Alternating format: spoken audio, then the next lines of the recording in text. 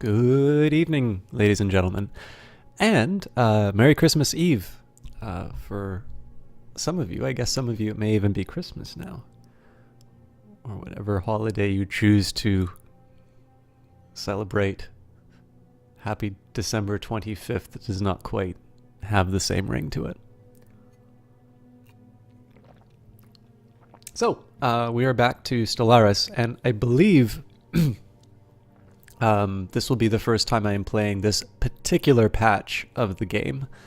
And because I have a bad habit of never reading patch notes, this can mean anything. But what is very important is that I have a mouse with a working scroll wheel, which finally means that the Stellaris games will involve things like being able to see the whole galaxy and just generally not being as frustrating to watch as I know it was for some of you. So I, of course, would take streaming Stellaris at all over waiting for the ability to, the ability to scroll. But yes, I will definitely take. I will definitely take a fully functional stream like today over any others. So we're gonna take a minute and load straight in. One thing I did forget to do was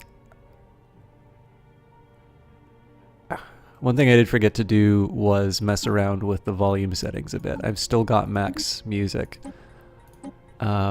Yeah, everything's at max. So I have a feeling this will not be to everyone. Okay, here's a secret, because chat is empty, and it's only the people on YouTube who can hear this. When I don't mention the sound, nobody brings it up in chat. When I do mention the sound, I then get to spend half an hour playing around with the sound to find out that everyone is unhappy with it, even though I've dedicated time on it. So I'm not going to mention the sound. If you happen to have an opinion on it on YouTube, this would be helpful, because I know the people who watch the YouTube videos really do not have anything else to interact with. There isn't the chat, for instance. So I figure that would be a good ruling. If you feel the game overall should be louder, I will do my best to accommodate that. Normally, I would do this on its own. The one drawback is that my current setup is perfect for every other game. So if I mess with the volume settings on OBS, this throws it off for literally every other game that I play. But yeah, there we have it. And now there's a pulse in chat, so now I'm going to feel terrible for saying that chat doesn't get priority on sound, which is only true insofar as it derails things. So we're back to Rhizome Capital. This is going to take me a little while just to reacquaint myself, because it's not so much our back is to the wall, but we've sort of haven't missed out. We have sort of hit the limits of the low-hanging fruit. And what we need to start doing now is thinking a little bit harder in terms of how we're going to expand out.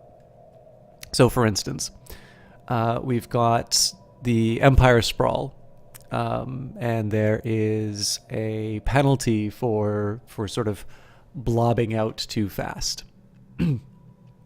Our administrative capacity is 70. Our total Empire Sprawl is 87, which means that we're currently getting a penalty to things. Our technology costs are higher. Our tradition adoption costs are higher. Campaign costs, leader upkeep, all of these things cost more. Now, you'll notice for most of our resources, this is totally fine, because we have a very large surplus in a lot of cases. Where this isn't particularly helpful is in consumer goods.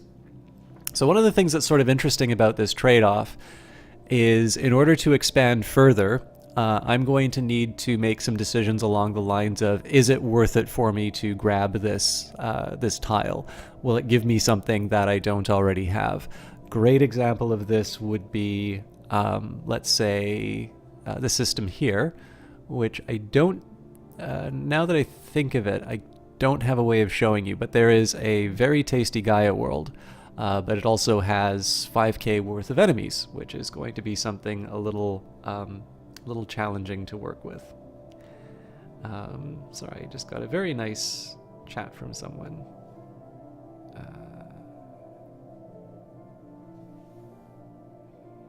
Just letting them know I'm streaming, and then I will be back to giving you my undivided attention.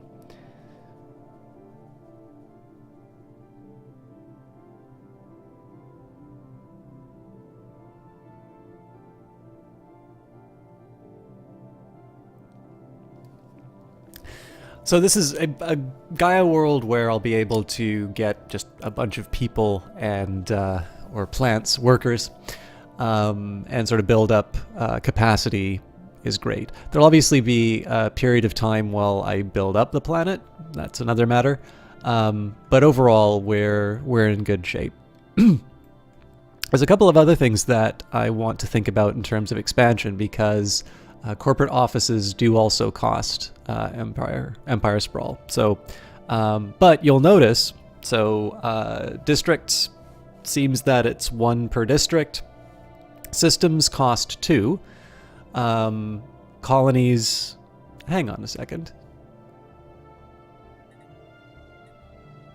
Am I missing something here?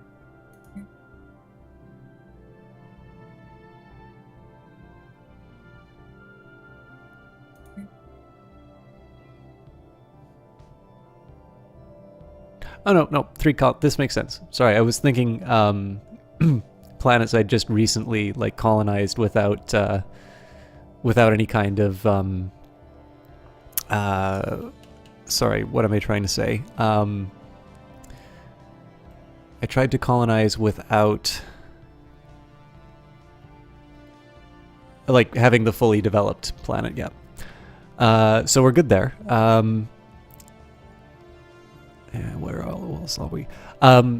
So essentially a branch office will cost as much as a district as far as expansion is concerned. But the really cool thing about this is that you can build these corporate buildings. And so in this particular case here, we're generating 6 consumer goods as well as the energy. So if you think about it, we've got a wonderful opportunity here, even on these smaller planets. I can be like, well, you know what? Let's just make some branch offices. It'll obviously be very expensive as far as energy is concerned. We're going to spend 1,000 each time, but it means that we're going to be able to turn around and boost our capacity in terms of things like consumers' goods. And then, of course, that means that we can turn around and at certain population milestones, we don't need to worry so much about boosting our own internal capacity. We can sort of dedicate these planets towards some other things that we want to pursue ourselves. And it looks like all of my worlds, so except for Python, most of them do seem to be on their way to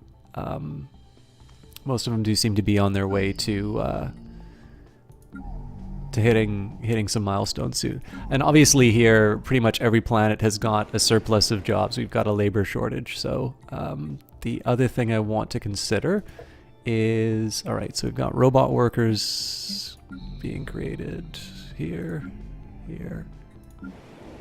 I am mildly curious what happens if you get if you get at capacity. Like if you keep producing robots, this will obviously displace some of the other workers, and I have a feeling that will be bad. But we'll cross that bridge when we get there. So one of the things I'd like to consider in sort of the semi-near term is another branch, probably what I want to be considering overall. So in terms of branch offices here, it's 1,050, and I think that's going to be true for basically everywhere. We would probably only have 2. Oh no, we've got more than one. Yeah, so essentially what we want to do here to recover. So obviously this is like we're not really establishing these branch offices so that I can see a massive gain in terms of energy. The reason we're doing this, of course, is that so I can get tiles that can be worked by other people. So in this case, to sort of keep our costs down, we do it at the, number one at the place with the lowest costs, and then number two at the place with the highest income, just so that we can have something to show for our efforts. So, somebody apparently decided they wanted to like something mildly intemperate that I wrote online. Now I feel a little bad. Okay, so one other thing that I can consider is expanding my system. So obviously this is completely ignoring Empire Sprawl, but I am considering this delicious tropical world with 22 slots, and the fact of the matter is the sooner I can get a population on there, the better. So let's build that colony ship. And I think I'll probably do one quick review just in terms of where we're going overall. But other than that, I will reintroduce you to Rhizome Capital, because I know it's been a little while. We'll actually get a view on what the whole galaxy looks like, and we'll talk about what our business plan is for the next little while. So we are blocked off by this fallen empire. It would obviously be nice to get Ridigus, but if I do that, they will get very angry and demand that we shut down the station. Sidar seems to make some sense. In this case, it's a very nice high mineral, high energy system, and then we've also got some science locked away, which is good. And the arid world won't do a whole lot for us, but it will also give us. I mean, we can't really lock in the void worm. The only thing that I should consider if I want to try and take the system right now, there's only one sort of connection into the BX 799 singularity. This is where the horizon signal triggered, by the way. We're currently doing that event chain. Right now, in terms of the cohesion, we have one sort of lane going in. If I were to expand all the way here, essentially I'm committing myself to 1, 2, 3, 4, 5, 6 different entry points because of the Ether Drake. So I am going to need to make some decisions in terms of how badly I want some of these resources. I think Sidar, Philomere, and Segalia sort of make some sense, but even then, I'm adding more connections than I really need. So we'll see what happens when the rest of these get developed. So we know we're not going to be expanding east. We might be expanding south, but I just need to keep in mind that my cohesion will take a hit, and I want to make sure that I've got a fairly effective little system in place to absorb that. Hey, how you doing, Domi? There definitely was a stream. I don't. I'm a little slow on this one just because I need to sort of reacquaint myself with the playthrough that I'm doing. But I will do my time. I'll try not to phone it in as well. But yes, very Hare Krishna. Merry Christmas Eve. Happy December 25th. Joyeux Noël. Good day to you. All of that good stuff. And you will notice this game looks so much more beautiful when I'm actually able to move the mouse around.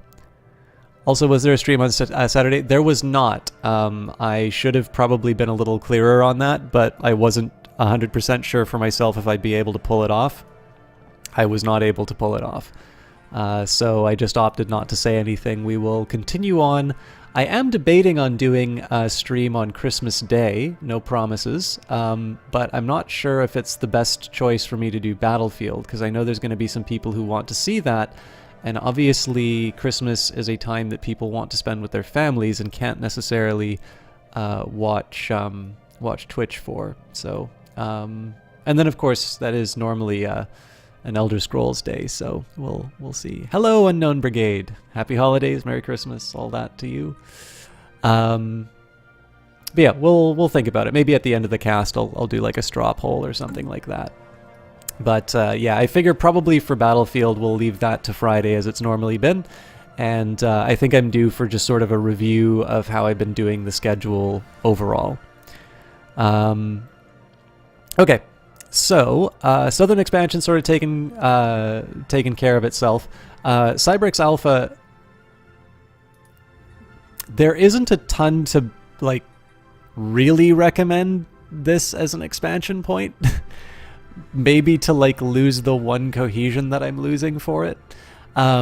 But obviously the ring sections, once we get mega, the engineering to help with the mega structures, that's a pretty sweet little,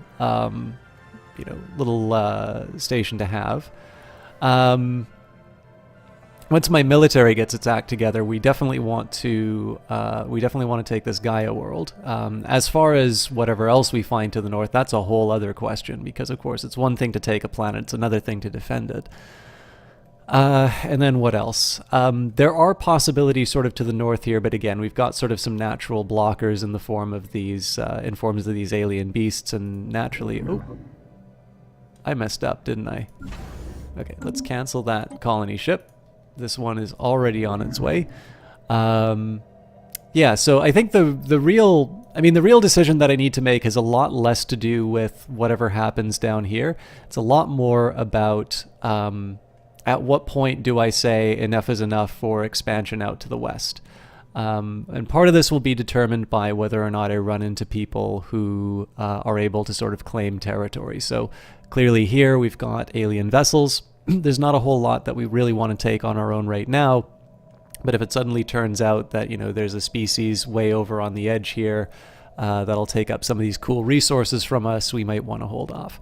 A great example in terms of some of the expansion options I might have, obviously alloys are, they're fairly precious, and the ability to sort of mine one out in space, this is sort of a natural choke, well, this is the natural choke point, but this is not a bad choke point on its own. It sort of locks in all of these tiles. So I might consider this, or maybe even this system. And again, we still need to figure out what's going down below, but there's at least sort of this soft barrier in the form of another species. So yeah, no worries, Domi. Have a wonderful evening. I hope you have a great day tomorrow, and we will catch up with you later.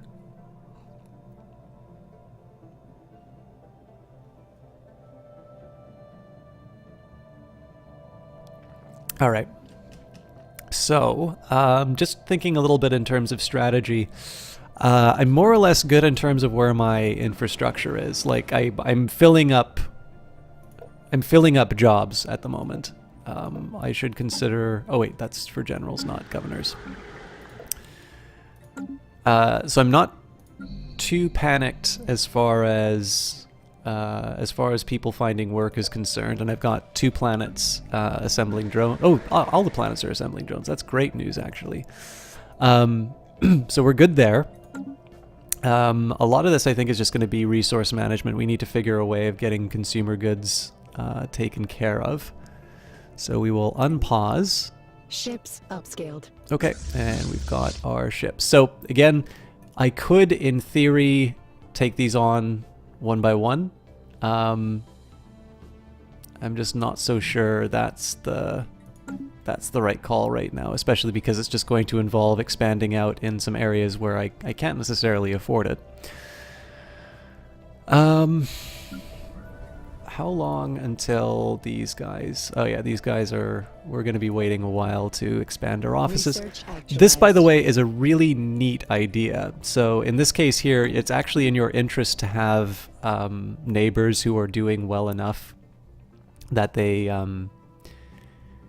that their populations are getting larger and that you can sell them things. I think that's in this case, it's very clear that the corporate player has an incentive to... enable the prosperity of others. Okay, Starhold, is space traffic increase? Ooh. Signs of battle. There's clear evidence that a massive space battle took place in close orbit of Everim 5 at some point in the past 5,000 years. The surface on one side of the planet is pockmarked with craters that with craters from stray weapons blast, and scans from the RCA Mariopantis have picked up several hulks on the ground. Though these wrecked ships are in very poor condition, the fact that anything remains at all after the damage that they must have sustained is a testament to their advanced design. Science Officer Flora Hawthorne is preparing an expedition to sift through these derelict hulls for any valuable technologies. So we'll say intriguing. I'll do new research. So let's just take a quick minute here. Ion thruster is a pretty good argument because has a pretty good argument for it because we're obviously beginning to expand out relatively quickly, and we don't necessarily have the speed to match. It's a little more expensive than my alternatives, but the alternatives, of course, are more hull points, which is not bad. And mining station output, which again, I'm never going to complain about more resources, but 58 minerals is not terrible either. So in this particular case, I think there is a good argument for the ion thruster. And I don't think we have anything we can do to boost that up right now, so we'll leave that as is. And you...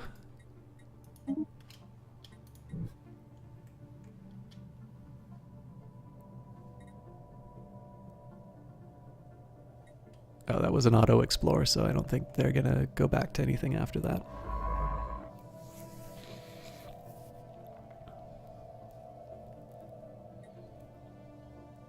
The one bit of good news is that we have finally matched our fleet cap, which surprises me a little bit because I kind of thought we were over. So there's a pretty good argument for boosting our bases. The question is, so if I go 1, 2, okay, so 1, 2, 1, 2. If I upgrade Akram, I can give it a trading post, which will claim these two. Oh, there's no argument there. That's absolutely the best option. So Akram will get a boost. These are peaceful neighbors, so I don't need to worry too much about boosting the the defense sector or the defensive capabilities of Akram. Obviously, if that changes, you know, they're inferior, we get along reasonably well. I'm not gonna be too worried about. Actually, you know what? There's another. The easier thing I need to say is why not expand? Project actualized. Invisible Death. Our scientists have returned from the Zavin labs unscathed with footage collected from the facility's security cameras. It shows lab scientists bound and gagged as guerrilla soldiers pry open the weapon's strongbox, but to their dismay, the box is empty. Only minutes later, the rebels can be seen writhing on the floor in intense agony, dark patches swelling across their bodies. Then their skin rips, and a gray, unidentifiable matter spills out. The matter continues to expand, swirling hypnotically around them, until one of the scientists activates the emergency system. Sprinklers douse the room in liquid, and an electrical surge passes through it, executing all living things. Here the footage ends. Our crew can confirm that the strongbox was indeed empty. So our excursion to the Zavin labs has progressed our engineering research, super solid materials, and bonus 30%. That's grim. I have not seen that one before. Okay, so I'm trying to think of any excuse to hoard these resources, and I can think of none. So, oh, and it costs us a lot less than, because of the, it's not 1,000, it's actually less. So 850.42. Let me just double check then what. This will be 935. So obviously this costs less and generates more. But they don't have enough pops to work this, so. How long are we waiting? we're probably going to be waiting a while.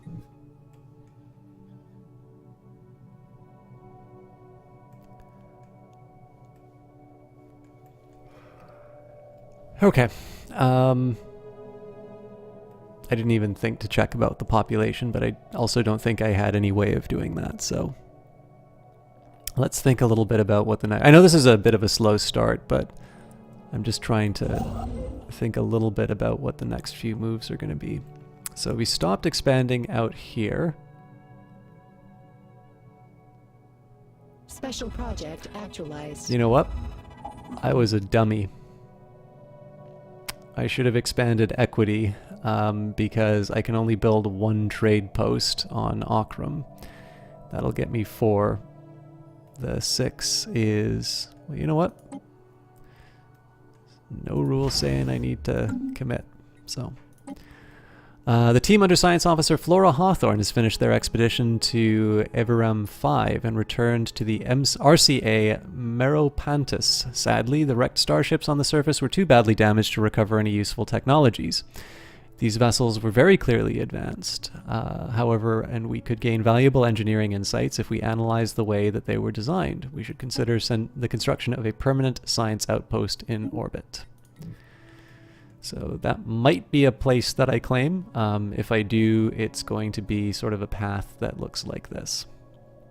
And there's actually a fairly good argument for me to pursue that right now. So let's say I can take Stebnar, which will give me minerals and energy, or I can go to Tazri gives me the science which I need.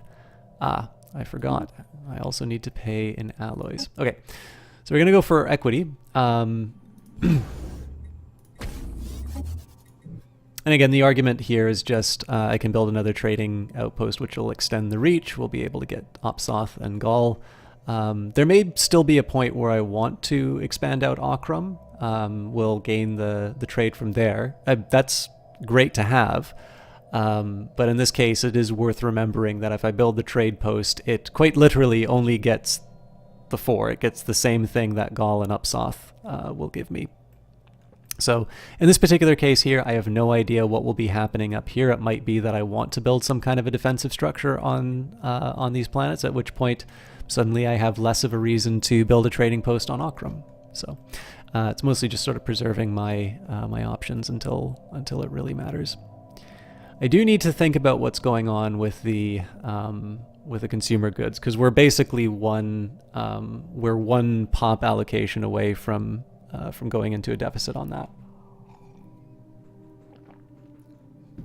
But we should maybe just make sure that the existing specialists. So essentially, I need to make sure that the specialists who A system has been surveyed. who make the consumer goods are all employed, and that more importantly we don't have any slots that consume consumer goods getting too occupied. Yeah, so there is something of an argument that Python, once they reach 15 pops, might want to consider specializing in consumer goods. But for now, we'll live with what we've got. Zudra was a fairly important acquisition for me because it'll give me the moats. Now, again, I'm not able to do anything with them, but at some point, once I get the technology, I will be able to upgrade the alloy megaforgers. Turn the alloy foundries into megaforgers. Again, I'll only be able to do this twice. So it's not, it's not a blank check, but this will definitely advance my alloy production. And then more importantly, I may be able to develop a technology that does the same for consumer goods. Again, this is sort of, it's a little hard to say that this is a good, role-playing characteristic. Obviously, I'm only generating enough consumer goods to sustain my society, whereas we're making a surplus of alloys. The only thing that I'll say is that alloys do go into the construction of new trading vessels, so that'll be my excuse. The patron newsletter. Here follows the latest newsletter for all our patrons. The Enclave is in a frisky mood. The creation of the Sentious Rift has caused many an artist to change their primary focus to creating new experiences for it. So so far, the most noteworthy to come out of this endeavor is an orchestral piece conveyed via Cent. Our work continues, and any donations would be gladly accepted. So we can exchange 500 energy for 50 influence. We cannot afford to donate now. This is a tricky one. I do have a big surplus in terms of energy, but I also have what will become a surplus of influence, especially at the rate that I'm burning through alloys. In this case, I will donate, though, because I can obviously turn this into something like an edict later as well. Generally, I feel, especially with the income that I have, Future market survey. buying the influence, which is pretty fixed, is usually the right call. It's not always, though.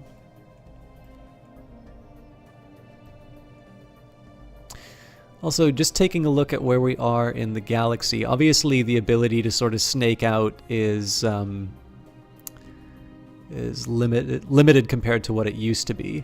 My obvious big worry is the marauders next door. But the only solution to that, of course, is to build up my military capabilities in anticipation of what is to come. And again, the nice thing about this setup is that we've sort of closed off some natural expansion points for ourselves. It's really this sort of the north and the west that's a little more loosey-goosey to me. I don't even remember. I know there's a way to boost the capacity for Empire Sprawl, but in this case, I'm just going to build out to Oreb. We'll see how far we can get with this setup. Okay, and I've got an idle science ship, which isn't great. So let's get you back to work. Survey completed. Through our surveys of habitable worlds, our biologists have collected a vast amount of data on alien life forms. Many of our older theories on the development of life have been disproved, and our scientific community has to build new models from scratch. Our most interesting findings are being displayed in the newly dedicated Museum of Exobiology on Rhizome Capital. The public is enthralled, and many donations have come in to aid the continued search for strange life forms. And in this case, we get our energy credits that we put towards the arts back, and we get 500 society research, which is nice because I believe society is still a substantial laggard in terms of our development.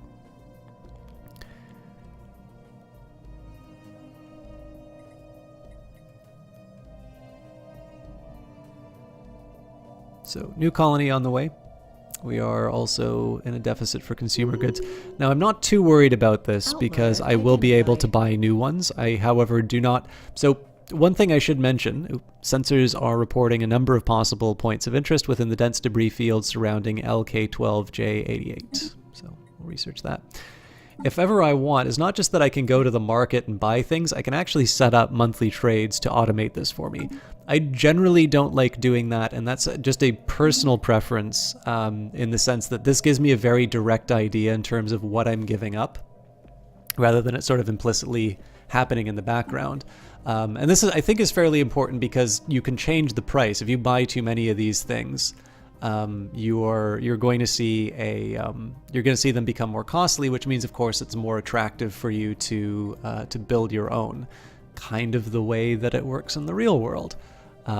So it's more so in this case, I do it just so that I have a very clear idea in terms of how severe. Upsizing.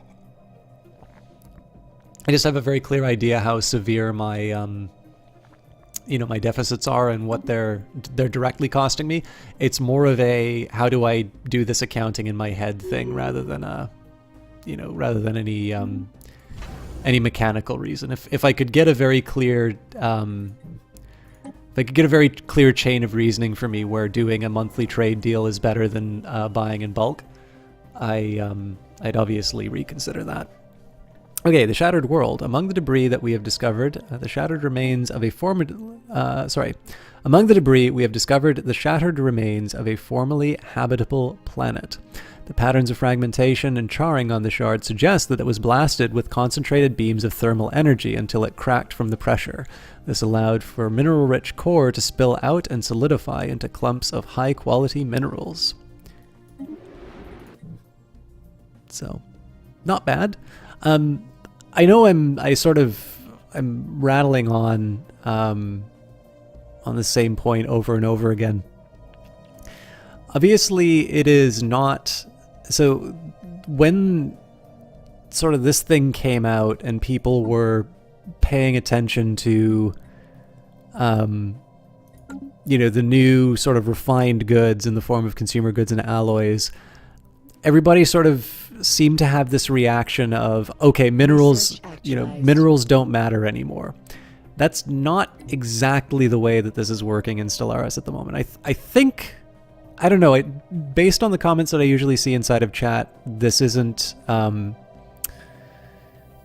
it just sort of seems to have quieted down a little bit, but if you ignore minerals, you're going to find that, these refined goods that you need are very difficult to come by.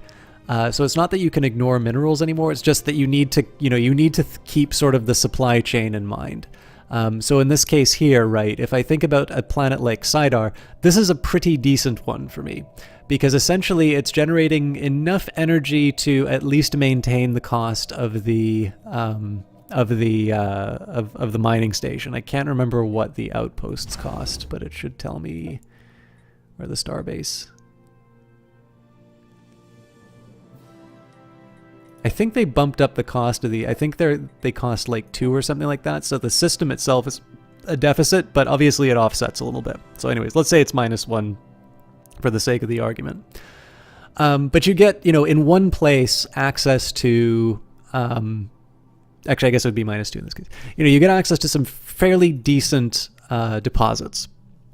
So in this case, rather than needing to eat into a bunch of your empire sprawl in order to get a certain number of mineral resources, you're able to get away. You're spending fewer resources, both in the terms of the higher costs of things as well as the energy to maintain them, in order to get that important input towards the things that will produce your consumer goods and your alloys.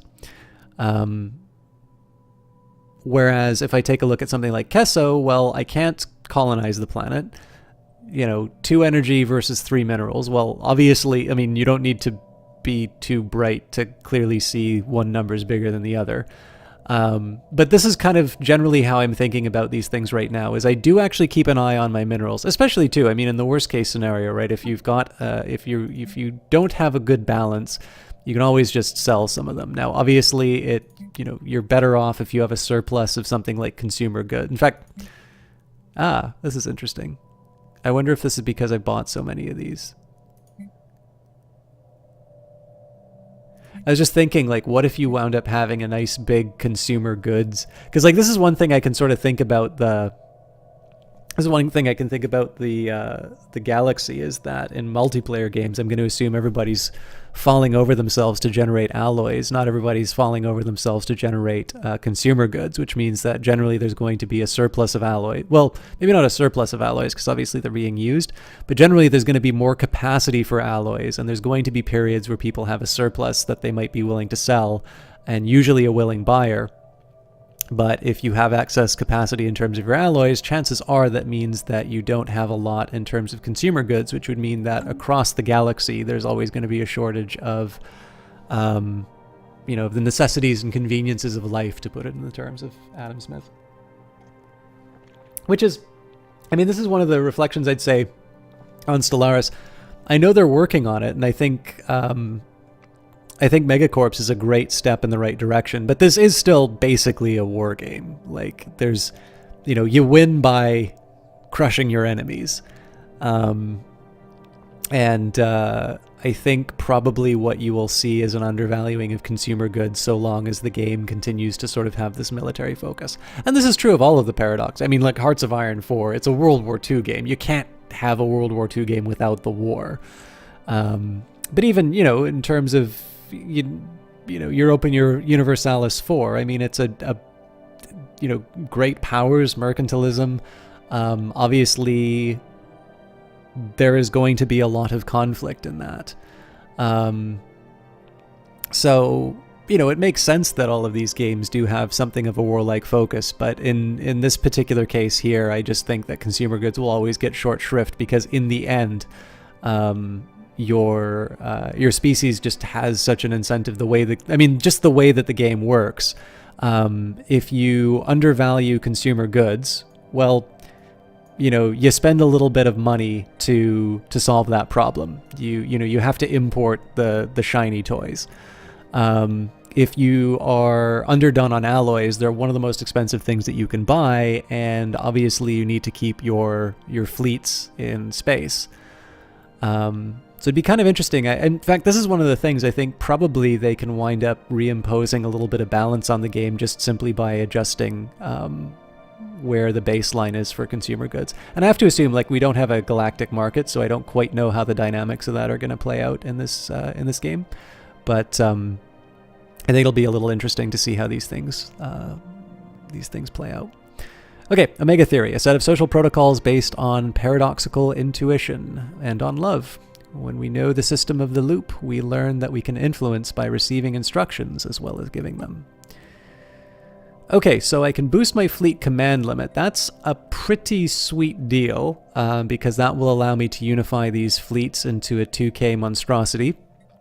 Alternatively, I can do stellar expansion, and I can, I can build more star bases to protect my land. In this particular case, I think I'm going to go for Doctrine Space Combat. It's the negative side effect to this is I'm going to wind up sort of losing an admiral in terms of usefulness. But it is one of the less expensive options, and it's one that I am going to need to take advantage of, especially if I want to start clearing out this area here. So we'll go for it. And I'm also going to quickly switch around. Iris will be assigned to basic combat roles, like probably always should have been.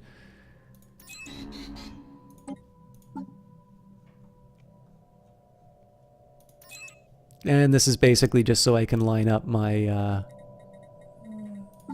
scientists with their specializations. So obviously we did a lot of research on basic combat roles without... Upscaling complete.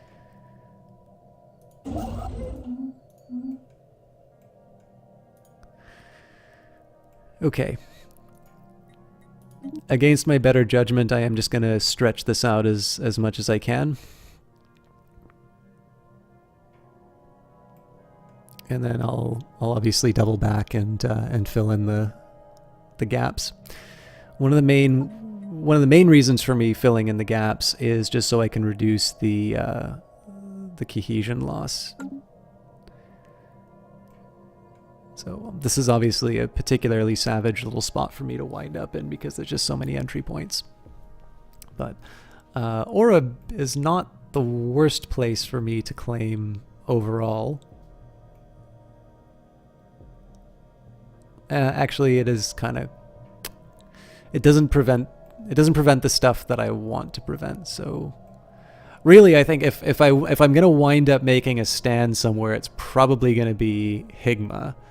But obviously, if I plan on making a stand at Higma, this essentially is saying that I don't think this alloy is worth defending. And if I don't think the alloy is worth defending, why the hell am I expanding out so far to it? I mean, if you look at this from an alloy cost, I'm basically spending 400 alloy, plus obviously the cost of building the mining and everything, in order to be able to claim that. Like, I'm definitely expecting to have at least 400 months worth of production on this thing.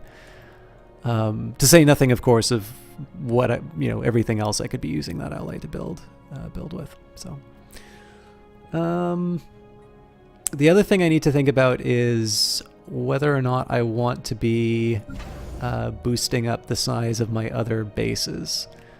I think for now we'll wait and we will just build the extra module on the Starhold. And I'll maybe wait until I've got, a 200, 300 alloy surplus. One of the main reasons for this too is I just really want to get to Dirmius. Oh. Okay. Scaling complete. We've got a couple of free slots now.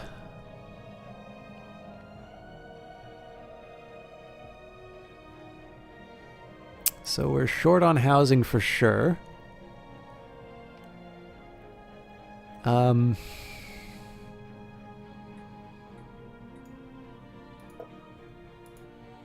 are my robots doing?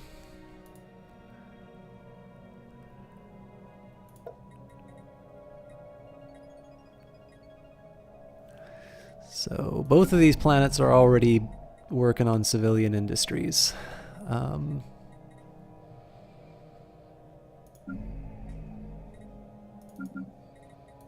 think Yamal will be a... So let me just... I just want to make sure that I don't have any other options in terms of building up. Oh, interesting. Soldiers increase naval capacity and spawn defensive armies. So strongholds are better now.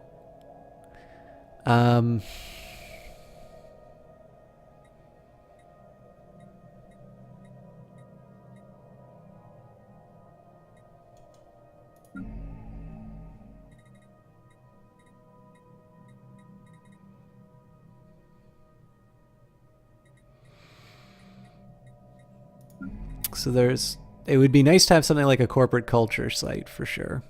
I think though we're going to make this a manufacturing planet.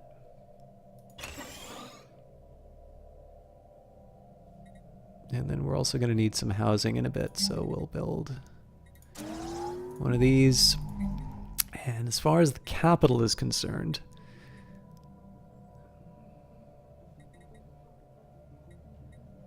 so the energy grid will give me a % bonus, but only one technician job. Well, it's not like we're... I mean, we definitely have a lot of... we have a lot of free jobs. What I'm interested in, though... So, in terms of base production... Hang on, is this an empire-wide? Technicians produce energy credits. Yeah, I'm not 100% sure how this stuff works now. So an individual planet right now. So the technicians are generating 11 relative to this planet where they're generating 10. So I mean, if any of them is, you know, is going to get the upkeep bonus, it would be this.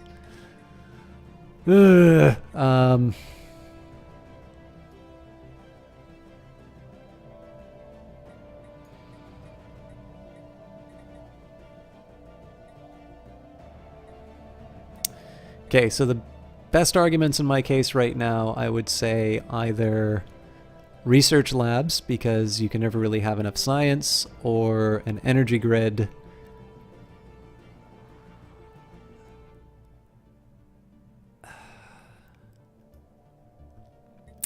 Thing is, I don't really need the extra energy.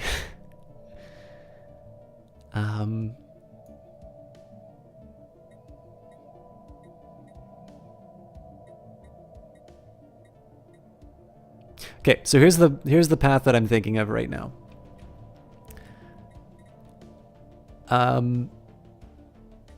The big argument for energy right now is I've got excess capacity so far as my jobs are concerned. I've already got 2 research labs, and more importantly, I'm not going to need to consume any more consumer goods in order to get these these technicians might should be somewhere here. Yeah, technicians take a paltry amount of upkeep relative to researchers. So in this case here, the percent bonus. So percent bonus works for me there, and what it does is it gives me an argument to build more of these districts. So again, the gain for me is twofold. One, it will reduce my costs in terms of consumer goods for the next little while. But 2, it will also it'll give me a little bit of a bonus towards a resource, which I can now sort of put some focus towards.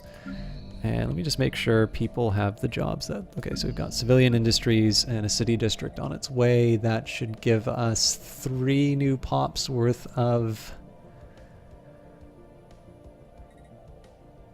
worth a build. I'll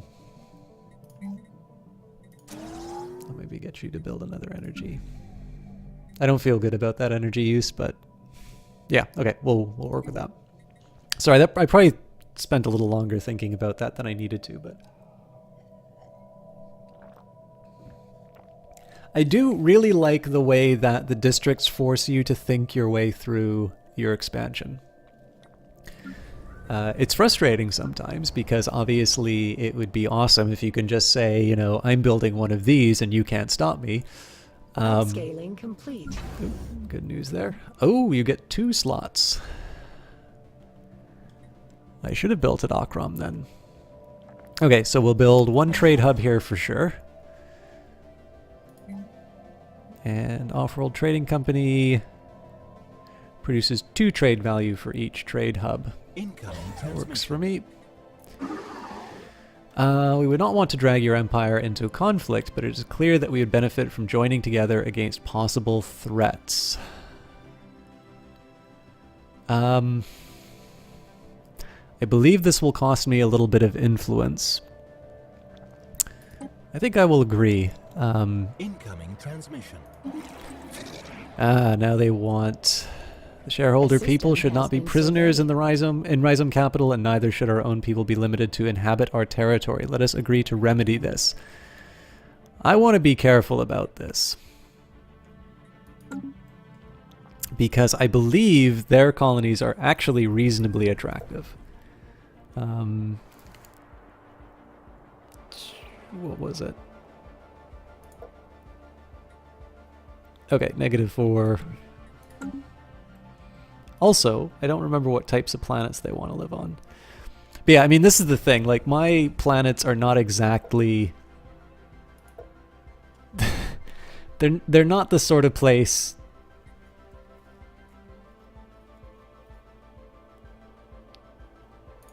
Yeah, I gotta be careful about this. I have a feeling I will wind up losing a lot of pops if I agree to a migration treaty.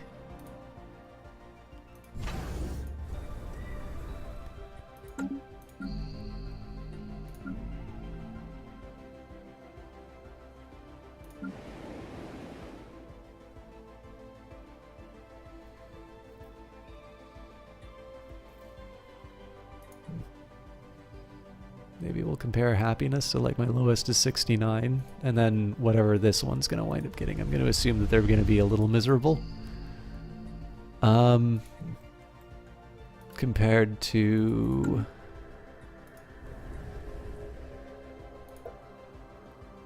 Yeah, I mean, they're all pretty content.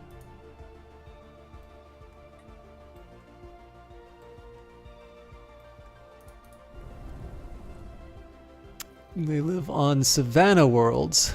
Okay, so it actually doesn't really matter that much. Let's see what happens.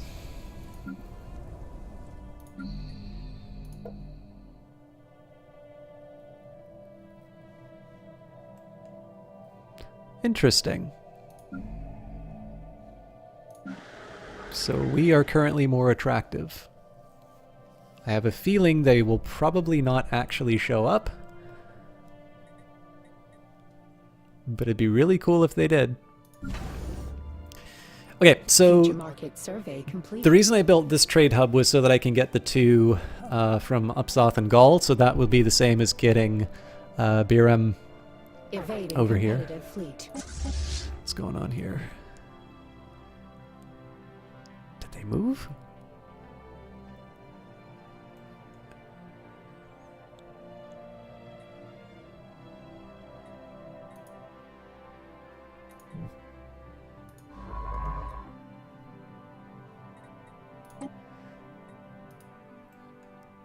Just gonna take a little peek.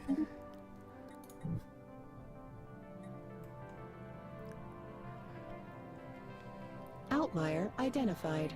At first glance, this planet does not seem capable of supporting living beings, but nevertheless we have detected life signs emanating from somewhere beneath its frozen surface. I also completely forgot to continue my expansion. So at this moment, I just kind of want to make sure that...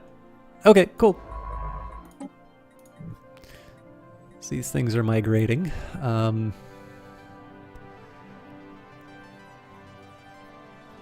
Not a great argument one way or the other for me to expand out that way, but...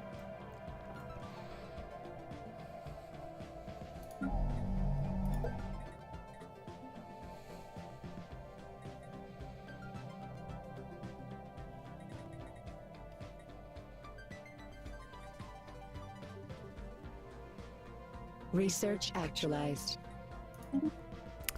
Active matrices tuned for specific combat-centric tasks greatly improve management efficiency.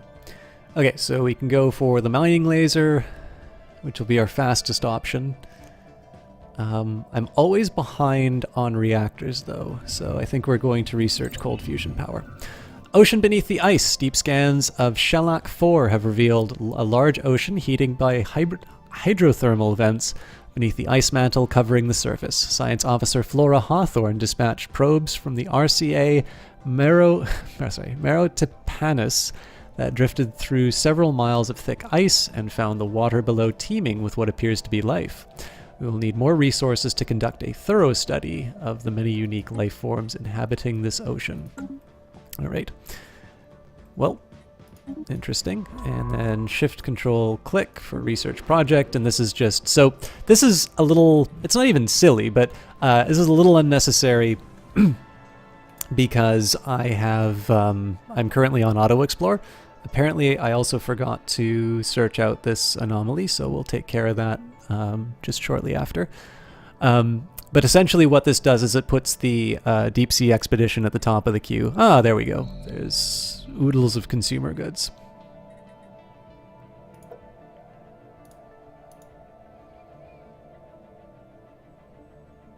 Still a little curious here about the technicians, though.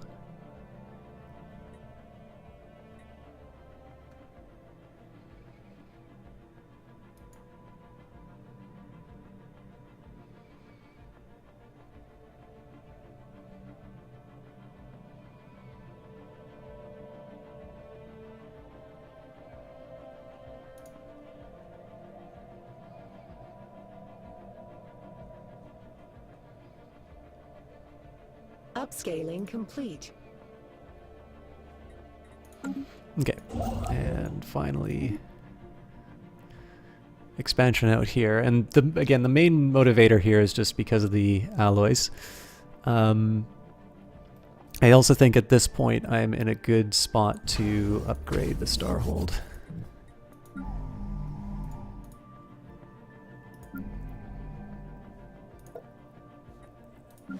And again, just keeping an eye on my population to make sure where everything's going. So I'm going to need to make a decision fairly soon here in terms of what my next upgrade's going to be. There is a little bit of an argument for research labs, seeing as I've got a surplus of consumer goods now. But I may also wind... Oh, looks like the decision's faster than I thought. So there's a couple arguments that I can make. Right now my social engineering is pretty weak.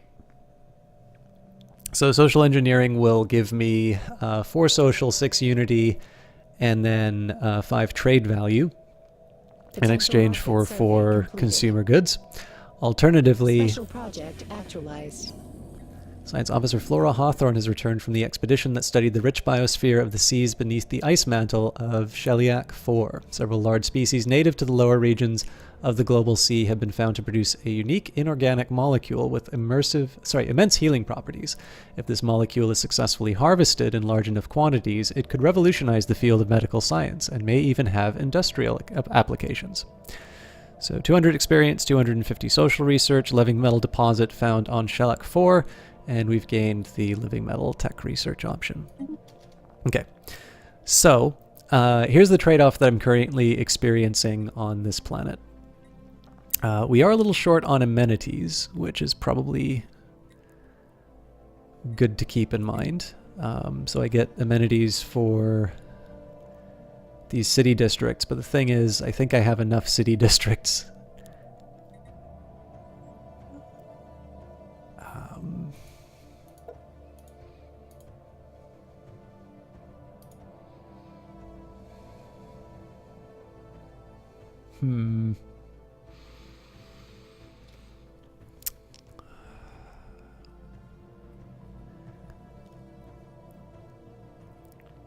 Yeah, so the fact that I don't have people working this tile.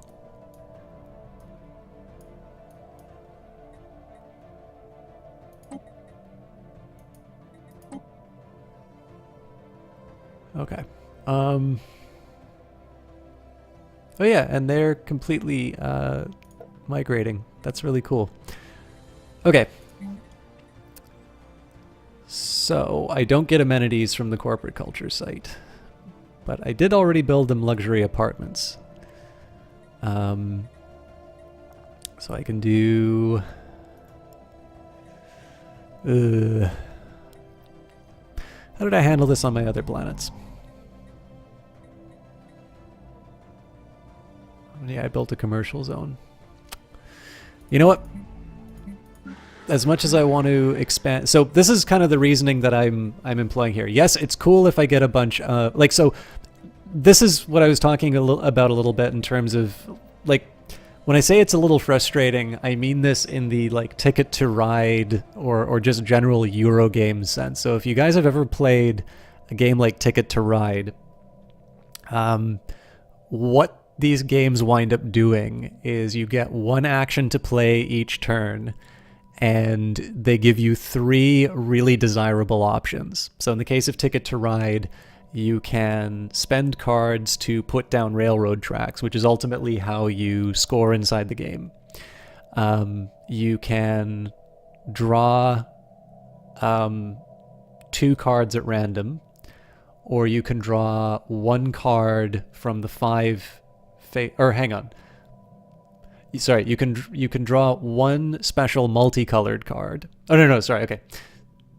The 3 options basically are this. You can draw cards, and then there's a trade-off in terms of like specifically what you can do in these draws.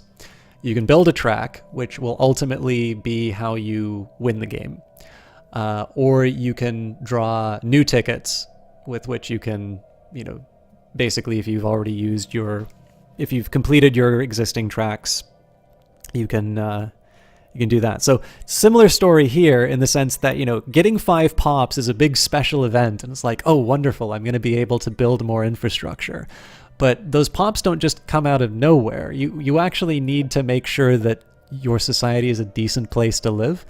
Now I can kind of get by with the amenities that I have because I know that I've got unworked building tiles. But the real question for me right now is between now and the next 5 pops, am I going to be able to keep these amenities high enough that people don't leave? I did just sign a migration treaty. And let's face it, I've got a lot of empty jobs. So what I'm going to do here is I'm going to build the... So I can get unity and amenities, or I can get... trade value and amenities. Well, I'm never going to complain about trade value. 10 and 12. Let me just double check this here.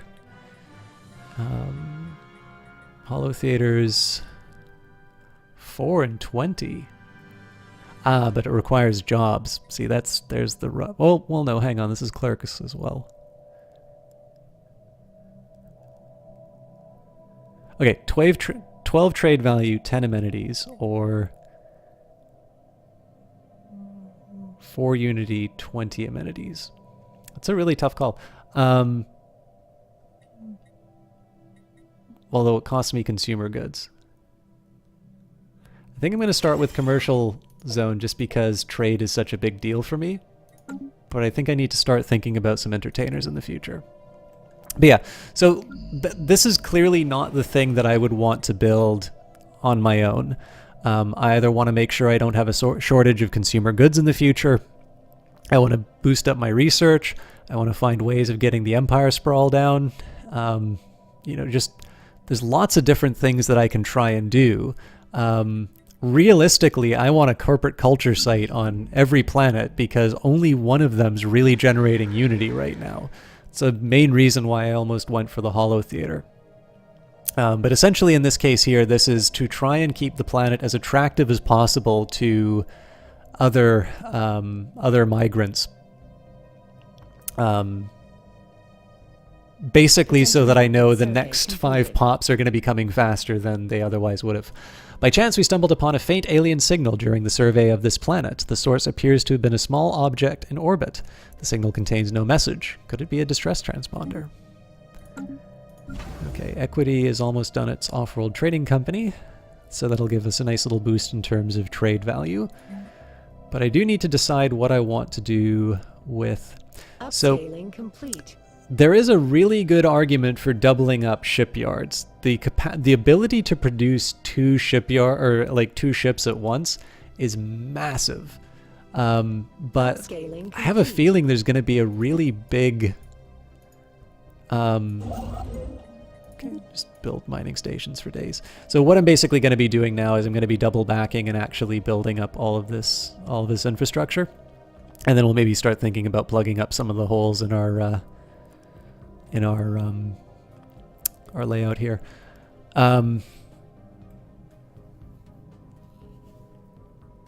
Sorry, I've lost my train of thought.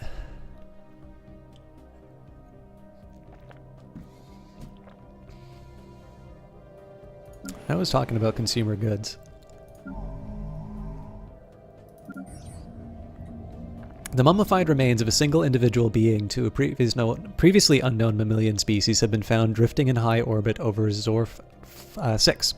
The being is dressed in what appears to be a flight suit, complete with a helmet, and it may be a fighter pilot that ejected in some ancient battle, only to be forgotten and left behind. Our study of the corpse has provided some interesting data. So 150 social research.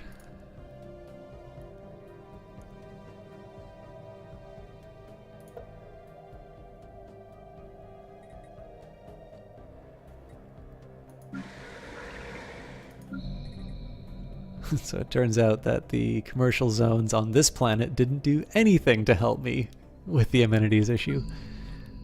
I'm assuming growth will fix that.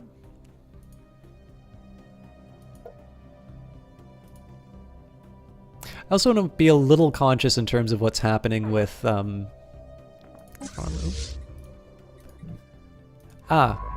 Evading competitive fleet.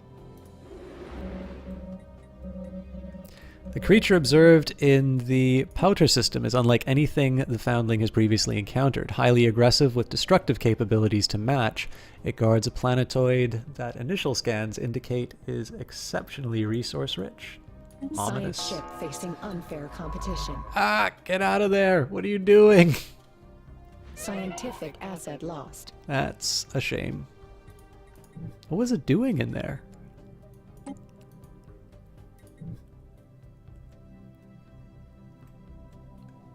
I mean, it's not the end of the world, it just means that there's some alloys that I kind of would have preferred to have. And it is the Foundling. I mean, that's obviously a special ship to the species. We'll just sick the worm on them. Okay. Well, I owe me 1 new science ship, so that's 100 alloys down the tubes. And I think in this case I'm going to build an anchorage. So again, oh yeah, I was talking about doubling up shipyards. So and once the ability to just churn out 2 ships at once lets you. That's a huge military advantage in the game because if you are, you know, if you just get clobbered in a battle. Good business is where you find it. Cool. Ah, Akram. And it is attractive for migrants. But I need to find them some jobs. So, what do I want them to do on this planet?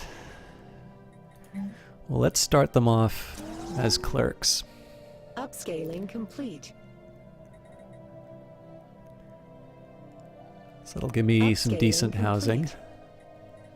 And I kind of feel like out of everything, energy really does make the world go around here. So this will give me 2 additional jobs And the next one should be for generators. And this is also just because this is another thing that I should be considering. So obviously this is a prime spot for the energy grid compared to Rhizome Capital. Rhizome Capital, the smallest possible, like I have the smallest possible number of generator districts, I believe, out of all of my planets. I guess technically this one is like blocked to hell. Oh wait, it's not even blocked. Okay, it's a combination of... Yeah, it's a combination of blockers as well as the actual size of the planet itself. So I think the way this works is I should be able to build as many city districts. So I've got 3, 4, 5, 6, 7, 8, 9, 10, 11, 12. No, that doesn't make sense.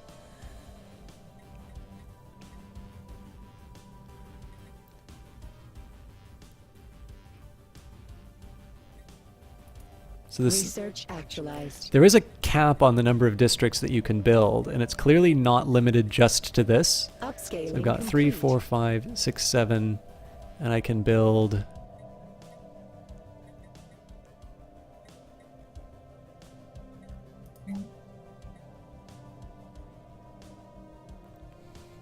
Seven of 8 districts. 3, 4, 5, 6, 7. Oh, okay. So I can build. Wait a minute. Okay, so I can build 7.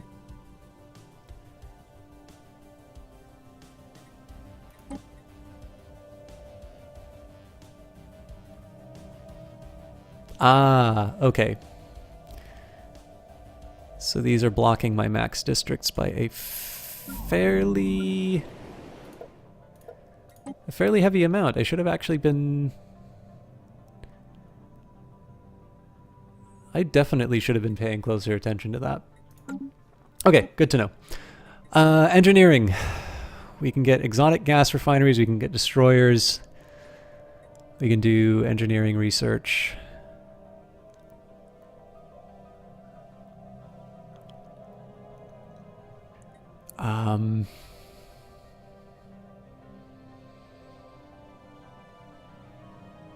Minerals into exotic gases sounds super cool, but I'm not sure I have any need for exotic gases at the moment.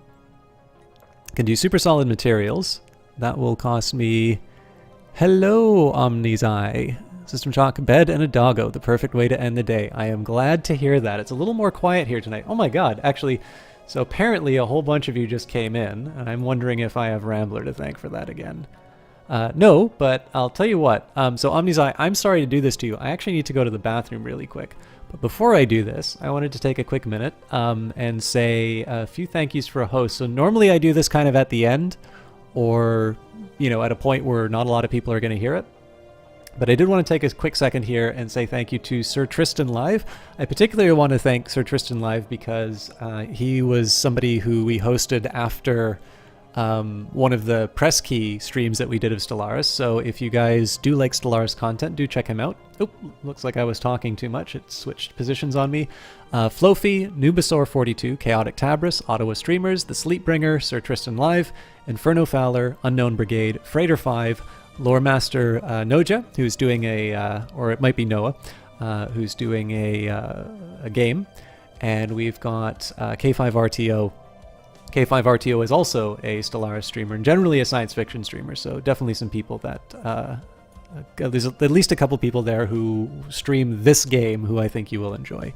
And we've got Arrowman646, family Christmas stuff just ended for the night, hence you showed up. That's awesome. I actually kind of expected that things would be really calm here tonight and there wouldn't be a lot of activity in chat. I'm sorry to be running off once there's a little bit more of a pulse, but I promise you it'll just be a minute. The force is with me.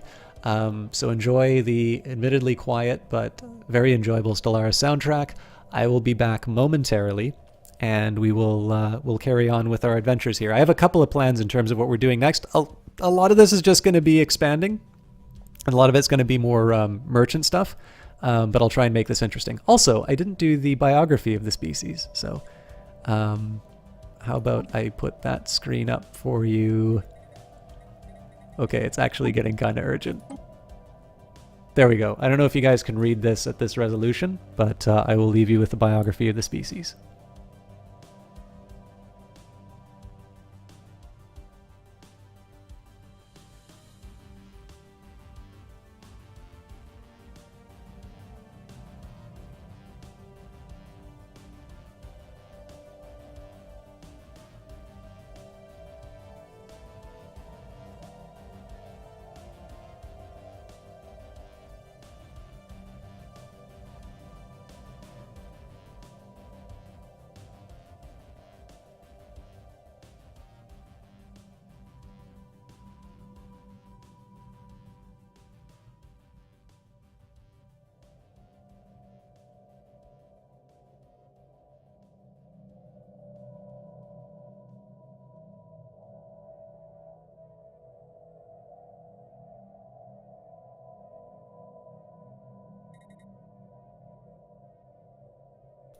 All right. Sorry about that. So, for those of you unfamiliar with Rhizome Capital, I should have done this at the very start. Rhizome Capital is pleased to announce it has successfully completed its first round of seed capital. Our plants are already running at full capacity, getting ready to offer you the finest goods and services the galaxy has to offer. Tax season got you down? Our bean counters at Deloitte are licensed in all jurisdictions and legal systems. Need help with housework? Rhizome Robotics solar-powered photosynthetic assistants are ready to attend to your every need. Under the sage guidance of Ebenezer Hawthorne, we'll make you green. Rhizome Capital, leaf growth to the experts. So, this entire species has been designed to take advantage of the opening a branch pun and the Plantoids DLC. So, enjoy. So, now actually probably is not a bad time to review sort of what we're up to. Essentially, so I'm pretty much ignoring the penalties for Empire Sprawl. And this is mostly just because I don't really have any way of adjusting my administrative capacity. And I'm generating enough to not be too worried about the penalties that I'm experiencing right now. But that may change. So essentially what we're going to be doing, one, I want to try and find some sort of natural boundaries to my my empire. It's looking a little snaky, but that happens to be just the way that this works well. It'd be wonderful if I could have this territory, but clearly that is not in the cards for me right now. The Marauders are too strong. It would be great if I could close this little gap here. Again, there is a very large and angry xenophobic empire which wants nothing to do with me. So sure, I'll grab Cybrix Alpha. That seems like a good acquisition, but we're going to leave them alone. And then the question now is whether or not I want to expand out into these other areas, and I still haven't quite figured that out for myself here. So essentially, a lot of what we're working with in these cases or sort of the state of nature. And a lot of what the next few rounds are going to be about are sort of what's the long-term plan? In terms of base materials, I'm doing very well. Clearly I am I'm a megacorp. If I'm not making a lot of energy, I'm doing something very wrong. So I feel okay about this, and obviously this gives me a lot of options in terms of the market. If I wind up messing up, I'm always going to have the option to buy up some of these things. Again, I talked a little bit earlier about the automatic trades. I try not to do this too much, just because I like to have a clear idea in terms of where sort of my penalties and my pain points are. I have enough minerals to kind of keep me going in terms of refining them into things like alloys and consumer goods and whatnot, and I've got enough food to sustain some expansion for a little while longer too. So we're generally good with these things, and they're roughly in the order of importance that I consider them to be in terms of basic things. Energy credits will get me anything that I want. Minerals, I'm going to be turning into these refined goods that I need, and food I'm keeping at a level that isn't too ridiculous. We were sort of behind a little while ago, but being able to build robots really helped me in that regard. So we're generally good as far as basic resources are concerned, and a lot of the planning that we've been doing has been based on what's happening with consumer goods and alloys. I would love more alloys, but it's really hard for me to argue. So I've got 3 foundries on my capital. And I didn't. Okay, so it turns out I didn't build them anywhere else.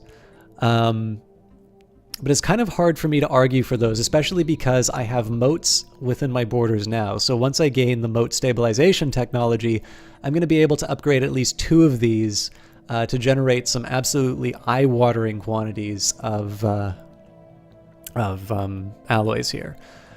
So essentially what the next few rounds are going to be about, and this is one of the things that I try to convey during these Paradox playthroughs, but I'm not always as good at as I want to be, is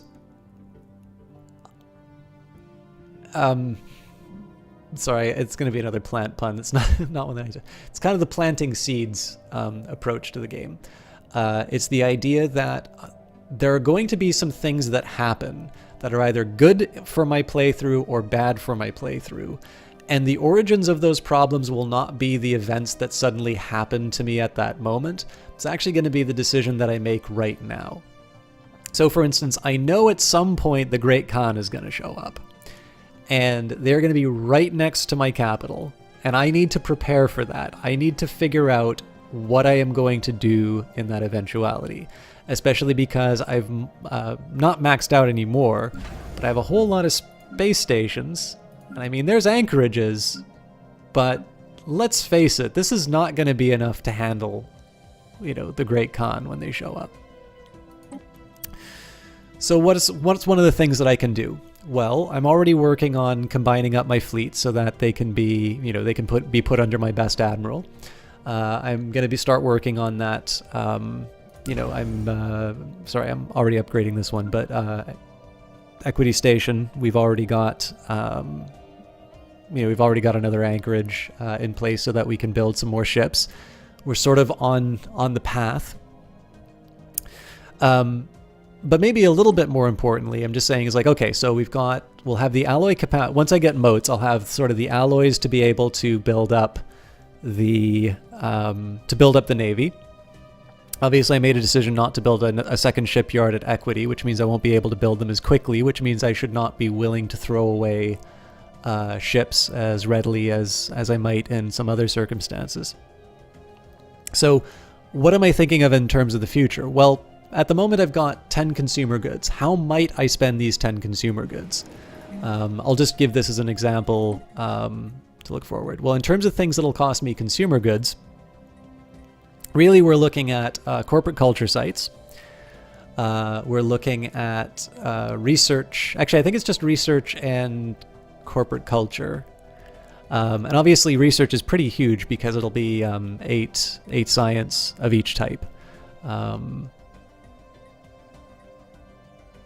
Now, the big argument for corporate culture for me right now is that social research is my weakest. But basically the idea here is that, okay, so why would I want corporate culture over traditional research, let's say?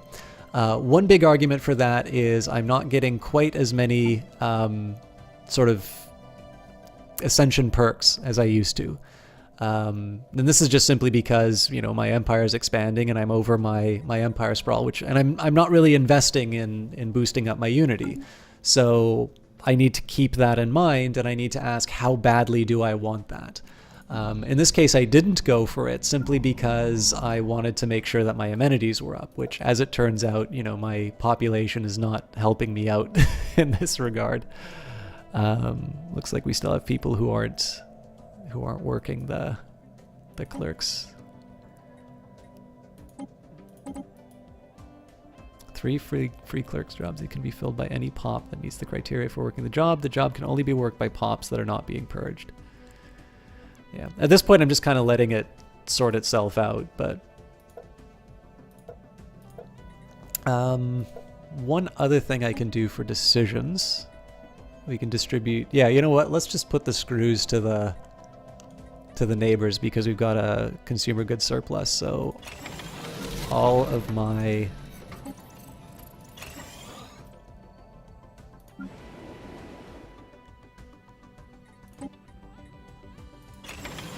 That's really cool, by the way, that notice that the costs change on the based on the size of the planet. I'm a little tempted to encourage planetary growth here, but we're also... I think I want to wait until I cross 2K before I do that.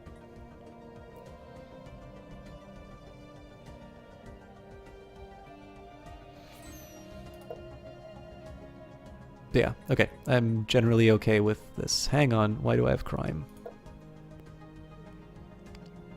Crime from Pops. But you're employed. Shameful. Alright. I'll have to live with it. Oh, sorry, I need to make research decisions. So, talking a little bit about the future shape of my empire. We can say super solid materials, which will take me 58 months, or destroyers. Now, obviously, I was talking a bit about investing in the military. Cerammo metal armor is also one I want to focus on, but at the moment, I kind of want to get this infrastructure in place for my future fleets. So, Huckleberry Oak will be working a specialty of Voidcraft, I think it is. Yeah. Hey, Duxel, what are we playing as? We are playing as Rhizome Capital. And apologies to those of you who heard me say it last time, but in this case, Rhizome Capital is pleased to announce that it has successfully completed its first round of seed capital. Our plants are already running at full capacity, getting ready to offer you the finest goods and services the galaxy has to offer.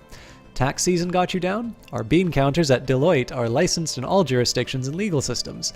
Need help with housework? Rhizome Robotics solar-powered photosynthetic assistants are ready to attend to your every need. Under the sage guidance of Ebenezer Hawthorne, we'll make you green. Rhizome Capital, leaf growth to the experts. So we're playing as plant-based megacorp with brand loyalty and franchising, egalitarian, xenophile materialists, opening branches across the galaxy. Esteemed Chief Executive Officer Ebenezer Hawthorne, a decade ago, Rhizome Capital pledged to support the artisan troupe, and so you have. The time of your patronage is coming to an end, but we would be remiss not to ask, would you care to renew your subscription to the finest arts and crafts in the galaxy? I would. So, it's fairly expensive, but that is helping me with my Unity. And obviously my Unity is lower than what it should be, so... speaking of, I think it's going to be a little too rich for me to... Oh, I don't even have the option of the science guys. So I'm going to shut up, move along. Thank you, Duxel. Every once in a while, I go through the archive. Holy smokes, we're getting all the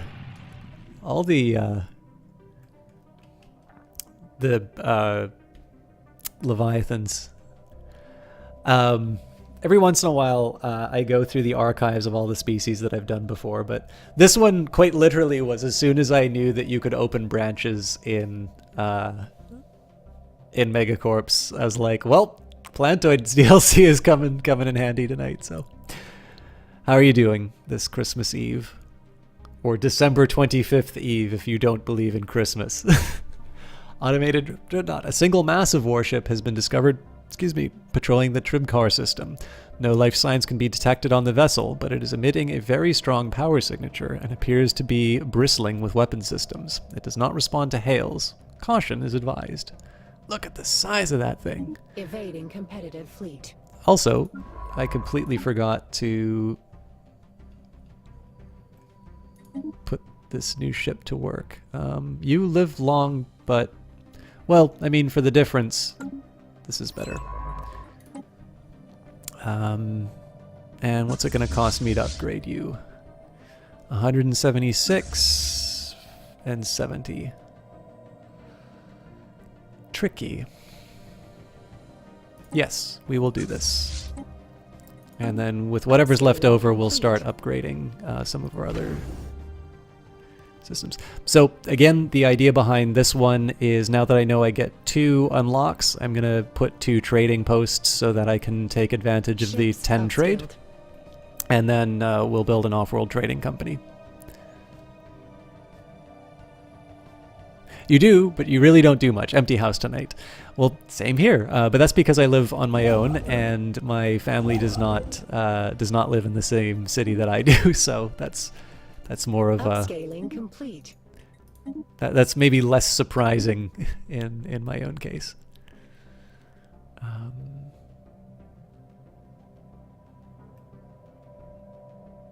think in this case I'm going to build the infrastructure and then we're going to build the starbase. So the reason I'm doing this is just to start closing off some of these gaps. In terms of cohesion, we're still okay. Ships We've got upscaled. 50 relative to the 23, but it'd be sort of nice to, you know, close as many of the gaps as I can, even if it comes at the expense of Empire Sprawl.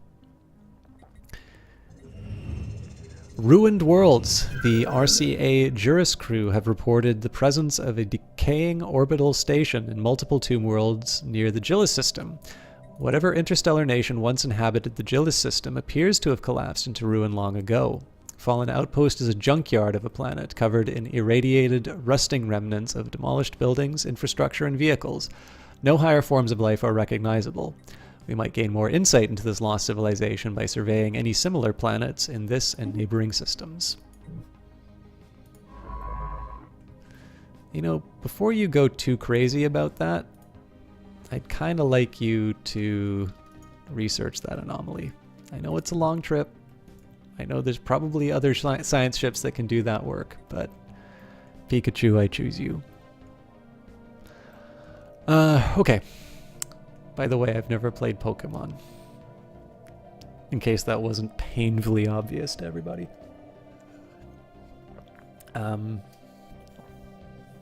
So yeah, a lot of the way that I'm sort of thinking about this, I mean, I've always kind of thought this about these games, but particularly in the case of these new resources, I do tend to think of these in terms of, okay, we need to coast, we need to make sure that people have jobs for the next few rounds. In particular, I need to make sure that I'm covered up to 25 on these different worlds. A system has been surveyed. Hoping these guys... Okay, cool. Hopefully the crime... Nope, still crime.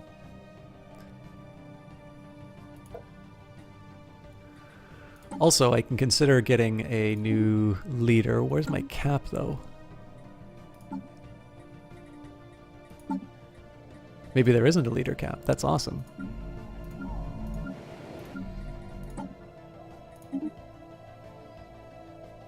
So you'll be long-lived.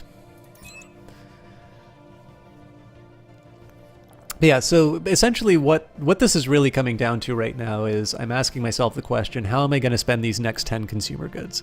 And I think probably the way that I'm going to manage this is, so Rhizome, the capital is in fairly good shape.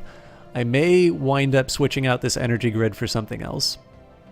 But we're pretty solid for amenities and such. Essentially, anything extra that I build here is going to be, is really going to be more geared towards producing certain types of outcomes. Upscaling complete. All right, looks like Akram did its thing, so we will build a pair of trade hubs. Again, the reasoning here being if I build one trade hub, it gets me the 4. If I build the second trade hub, it will get me a total of 10 trade, and then I can build the off-world trading company. Okay, this is going to be another fairly big decision that I need to make here, so we're going to just pause for a little bit and think about this, and then I'll sort of explain these resources again. So we can do domination. This one's actually kind of helpful to me for the clear blocker costs, although I've not been investing in the technology to clear those, and clearly I'm paying for that. Level caps, capital buildings provide additional housing, enforces reduce crime. I'm not going to build any enforcement districts. Resource output from workers and slaves increased by 5%. That's actually not too bad, because if you look at the majority, I don't think this will be true under the species. I don't think it says the strata. Drat.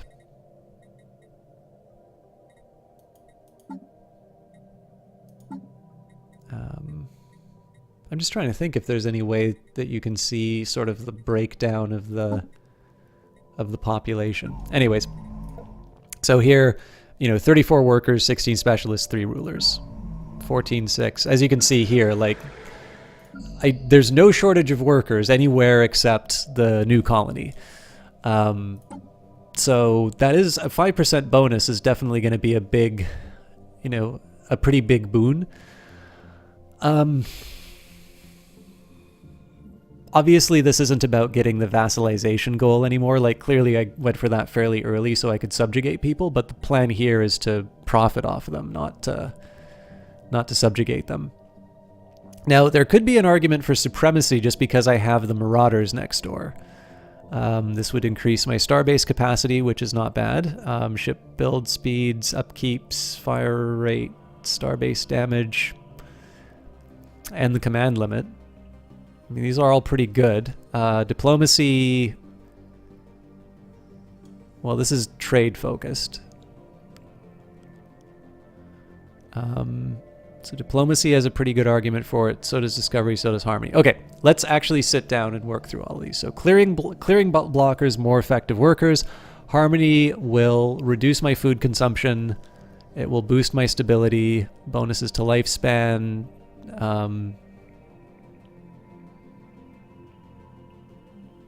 Okay, these are definitely efficiencies which I need to consider. Discovery, which I used to always think I'd save for later, but this is not a terrible one for me to consider in the current situation. So anomaly research speed, survey speed, research alternatives, experience gain, research station output, hops working research. I mean, it's okay. The 10% is a nice bonus to get at the end, for sure. And then diplomacy, diplomatic influence cost. Well, we only have one neighbor. Trade value, pretty cool. Market fee, I don't really need as much anymore. So normally this would be a pretty good trader one. So I think that's going to boil down to supremacy, discovery, or harmony for me.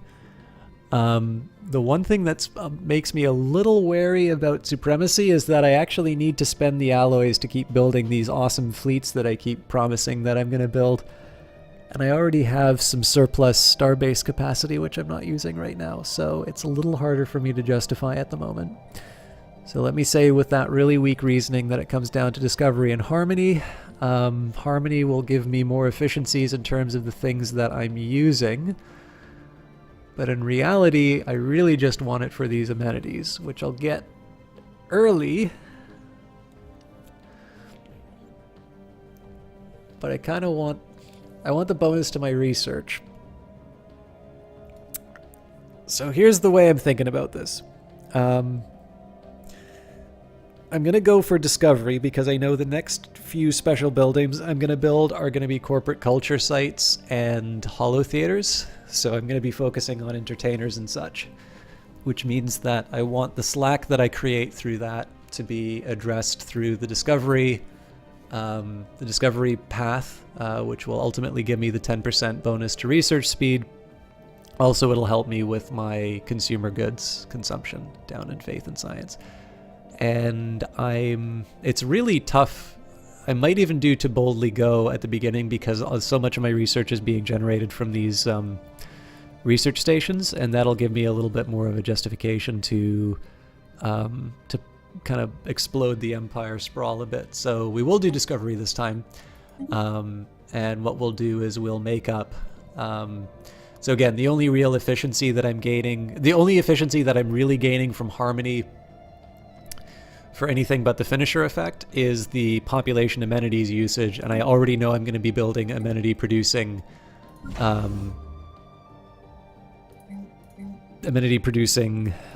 buildings sort of for the next round of infrastructure.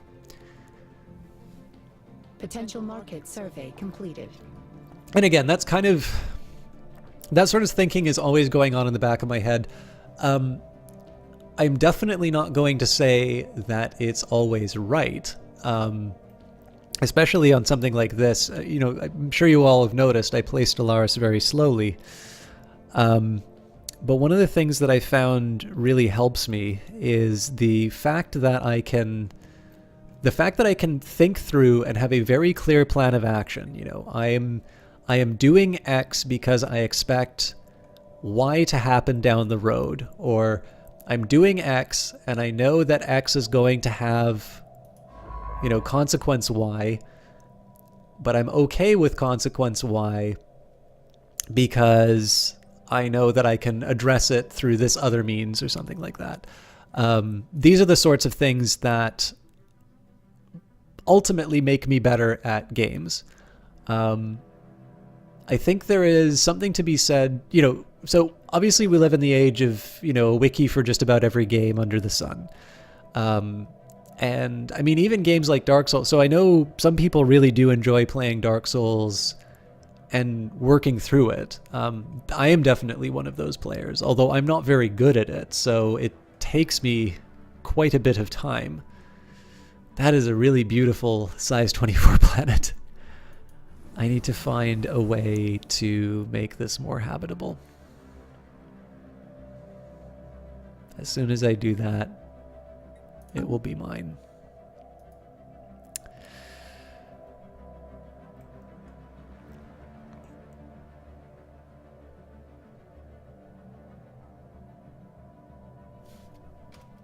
Sorry, I'm just trying to think what I can do with this base if I upgrade it. I could make it another shipyard in the worst case scenario.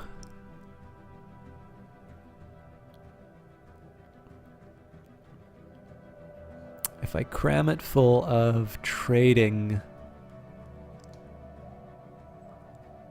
I can get another 3, but that's not worth it.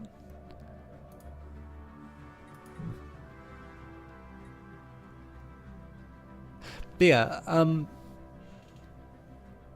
there's nothing wrong with taking a look at sort of guides and people's recommendations to play, especially if you're really struggling with a game and it's the difference between you enjoying them, enjoying the game or not enjoying the game. But I personally found it very rewarding to sit down, and part of this is just getting a chance to try and figure out what the developers were thinking when they made the game.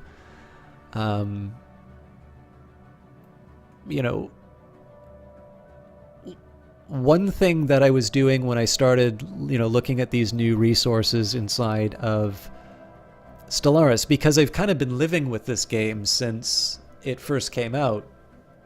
It's not just that I'm sitting down and saying, it's like, okay, I want to win this game. How do I go about winning this game? Because if I'm doing that, then the first thing I would do, it's like, okay, I've maxed out minerals. Minerals are good for everything.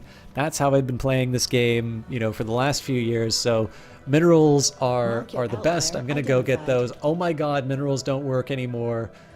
Paradox, you suck. Enigmatic energy readings surround Higashik Hata 3, although the entire planet is wavering in and out of existence. All right, cool. I think I'm going to have to spend a bunch of resources to get this thing to stop floating in and out, but I really like the fact that there's a big, beautiful Gaia world right on my borders. Yeah, so when I first, when I first looked at this, it was, okay, there's something new, what's going on here? And then, I kind of figure out, oh, okay, so you've got sort of basic goods and refined goods. Minerals get turned into consumer goods and alloys, so I need to think a little bit about how I'm going to be maintaining those, those supply lines. And immediately my thought was, oh, okay, so what problems is this solving? Or what, or potentially creating? Like, what's the reason they did this? Now, again, I'm not entirely sure the most enjoyable way to play a game is to constantly second guess the developer. That kind of seems like a slightly paranoid way of playing a game, to be completely honest. But it does, I don't know, it has kind of its own charm, I guess, for lack of a better term. And so as a result, again, I'm sure I'm kind of off base on a few of these different, resources and such. But what it does sort of let me do is when there is a change or when there's something new that comes up, it's sort of exciting because like, oh, I've never had to think about this way before. What are some new ways that I can approach this problem? And one of the things that this has sort of resulted in sometimes is you'll notice, unlike after Apocalypse and during Distant Stars and that, I still haven't built a second construction ship. And this is a really tough call for me right now, because obviously the way that it's working right now, patrons with benefits, greetings, patron Ebenezer Hawthorne. We've come up with a gorgeous new type of architecture, specifically tuned to improve crowds' understanding of one another. A ministry of culture. It functions thanks to a mix of using the populace's subconscious bias against each other and art, then smashing it all and presenting a new form of unity. Would you like to purchase this building? It will surely prove useful to binding your empire together, and it's a bargain, if I may say so myself. So this will cost me 2,000 credits. Gain access to the Ministry of Culture with the following empire effects. 3 culture worker jobs and unity. Okay, I'm going to buy this, and I'm partially buying this because I want to see what the hell happens. Oh! Shareholder weaklings, our warriors are on their way to plunder your systems. Face them in battle if you can muster the courage, or cower in fear until they've had their fill of your riches. You can, of course, offer tribute now and spare yourselves the coming onslaught. If it is sufficient, our warriors may be compelled to turn back. Well, 500 food is not a lot to spend, so... A pity. I suppose our warriors will have to look elsewhere for entertainment, then. Your people are safe. For the moment, at least.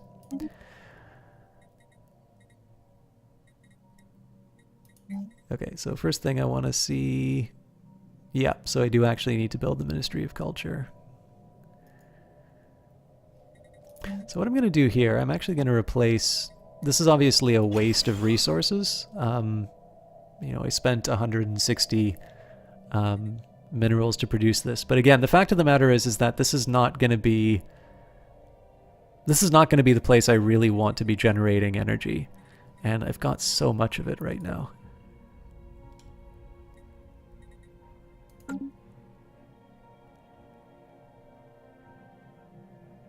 Although it is also good to know now that,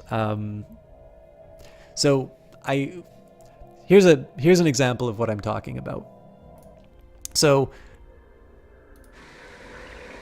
you can sit down and you can read a guide to a game, and the guide will tell you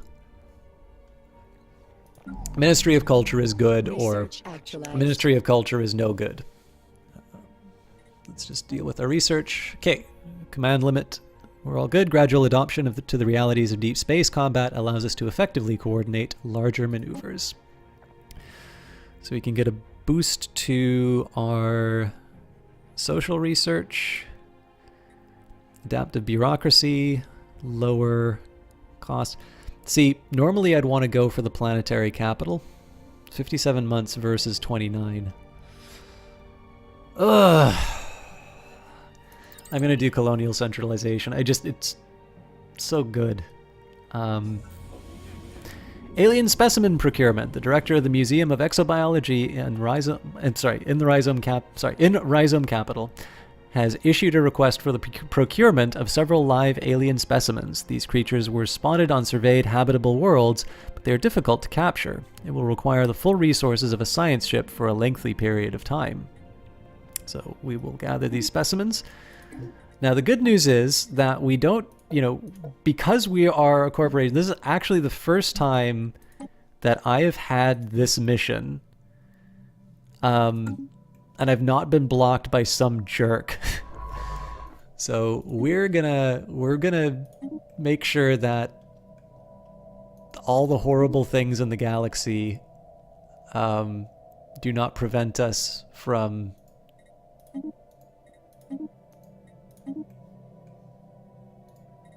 getting... Like, I would cry if one of the species was in the middle of the Fallen Empire. I'm sure it must be that it's I'm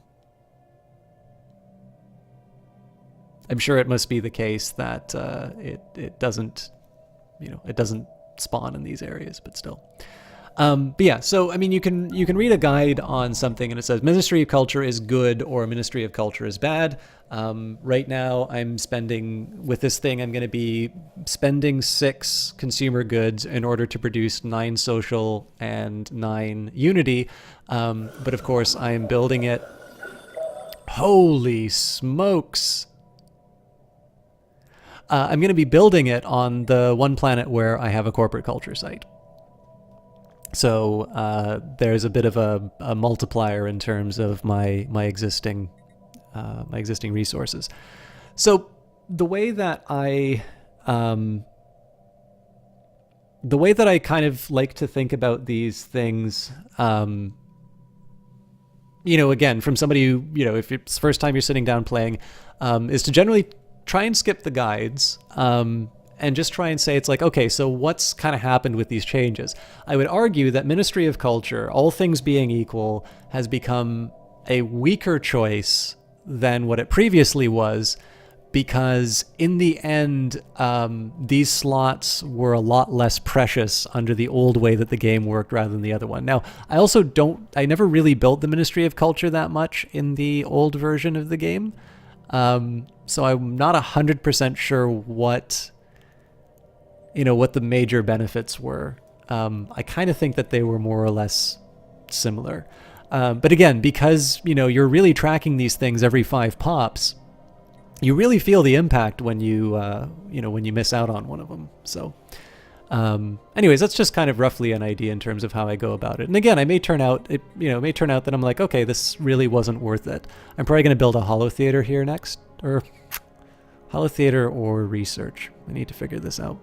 But anyways, I've kind of beaten that point, so I'll just shut up now. We received a communique from a previously unknown spacefaring empire that called themselves the United Scythian League. They claim to have learned of our existence by listening in on the communications of another empire that we are in contact with. Interesting. Okay, so they are fanatic egalitarians, but they're xenophobic. So I speak on behalf of the United Scythian League. We are a democratic nation committed to upholding the individual freedoms of our citizens in a galaxy full of alien horrors. Our elected leader, President Ankh-Il-Tek, warns you not to interact with our citizens or approach our space. Ebenezer Hawthorne speaks on behalf of the corporate people. Okay. So these guys are going to be a little tricky to get along with. If I was a little bit more on board with the whole, about the whole being equal thing, we'd probably get along great. They're almost certainly going to close the borders on us. These guys are absolutely enormous.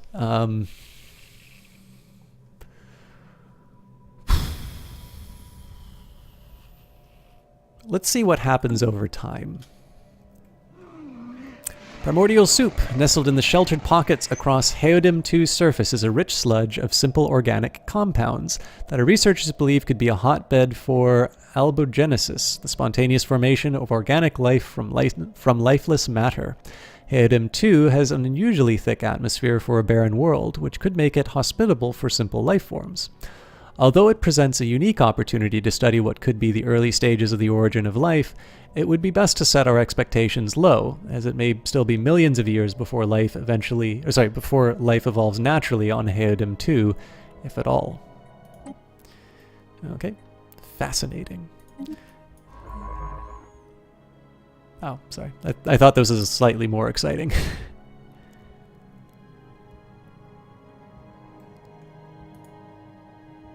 Why are you so scared of this one? Please survey this one first. This is mostly just to figure out if it's worth expanding out. See, right now I've got 3 things going into Dirmius, plus the one going into Tribono. So if I can sort of gobble all these up. Now again, I'm effectively ignoring the Empire Sprawl here. We've allowed you to move freely in our territory for too long. Today we draw the line. So I'm slightly curious here. If I were to say, the commercial pact, unfriendly attitude.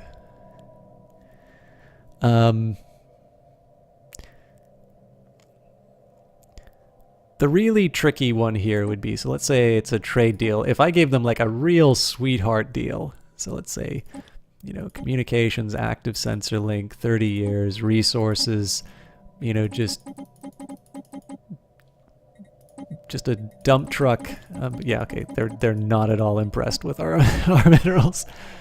I'm assuming the food, yeah, food's not welcome, but I bet they'll like alloys. Oh yeah, you know, like we can just, you know, back up the tribute, you know. In fact, I'm willing to guess that this probably doesn't mean that much. Now if I say, hey, can I have a mineral in return? No! Have a little food, we're kind of hungry. No! You know, this is purely just, like, essentially what we are doing is we are bribing them so I can put bases there. And the real drawback here is I'm not sure, because it's an unfriendly attitude, I'm genuinely not sure if we're actually going to be able to turn around and do something as simple as, like, hey, maybe let's not shoot each other. Maybe a commercial pact. Like, just because of the unfriendly thing. I have a feeling that any resources I put towards bribing these guys to open things up. Ooh, and they're also going to want to take my... they're going to want to take my precious Gaia world. So, let's prepare for an unpleasant future.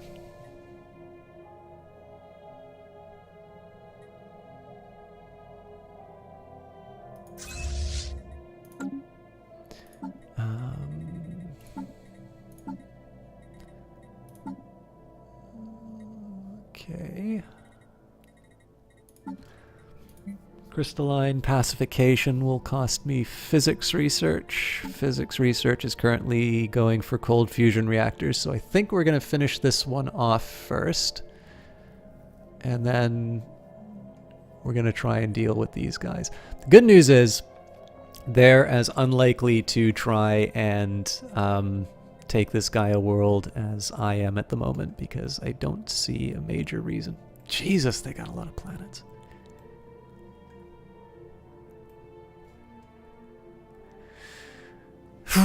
Okay. Containment. Yeah, this is the other big bummer.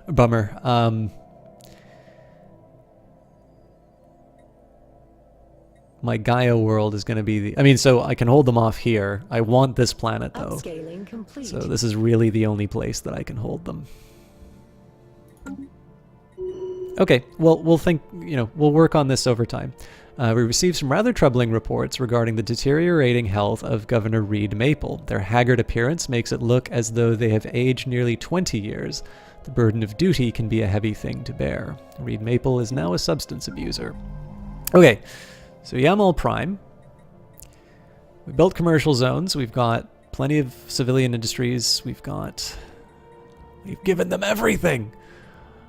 Oh, okay, we can just build ministries of culture all over the place, apparently. So, next question. Do I want to focus on a corporate culture site, which will give me 2 managers? Or do I want to build a holo theater, which will give me 2 entertainers? So 4 Unity, 20 amenities, or 6 Unity, social, and trade. I think in this case we're going to start with the corporate culture site and we'll work our way up.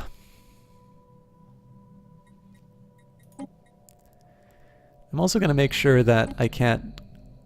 Yeah, all these tile blockers are because I don't have the technology to remove them. And that's not great.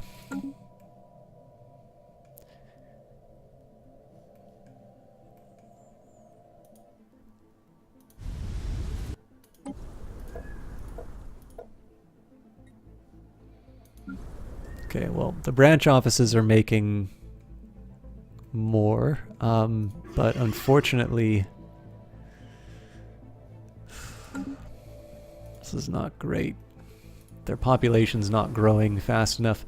Well, you know what? Identified. We briefly detected some unusual energy readings emanating from this moon. Might have been a glitch in our system, or could be a sign of something more. So we'll research that. I think in this case... I'm going to go a little crazy and just open offices all over the place.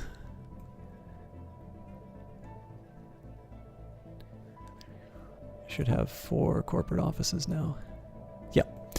Now again, unfortunately, they are growing a little too slowly, and I should have thought about that before I opened. So this is one drawback that I have, is that my big source of consumer goods is actually going to be from these corporate buildings. But they are growing slower because they find my planets more appealing to move to. So they are actually having... They're migrating to my planets, which means that these corporate offices are not actually going to be too helpful until they grow enough. So this is, you know, a lot of this is just investment that's not going to pay off for quite some time.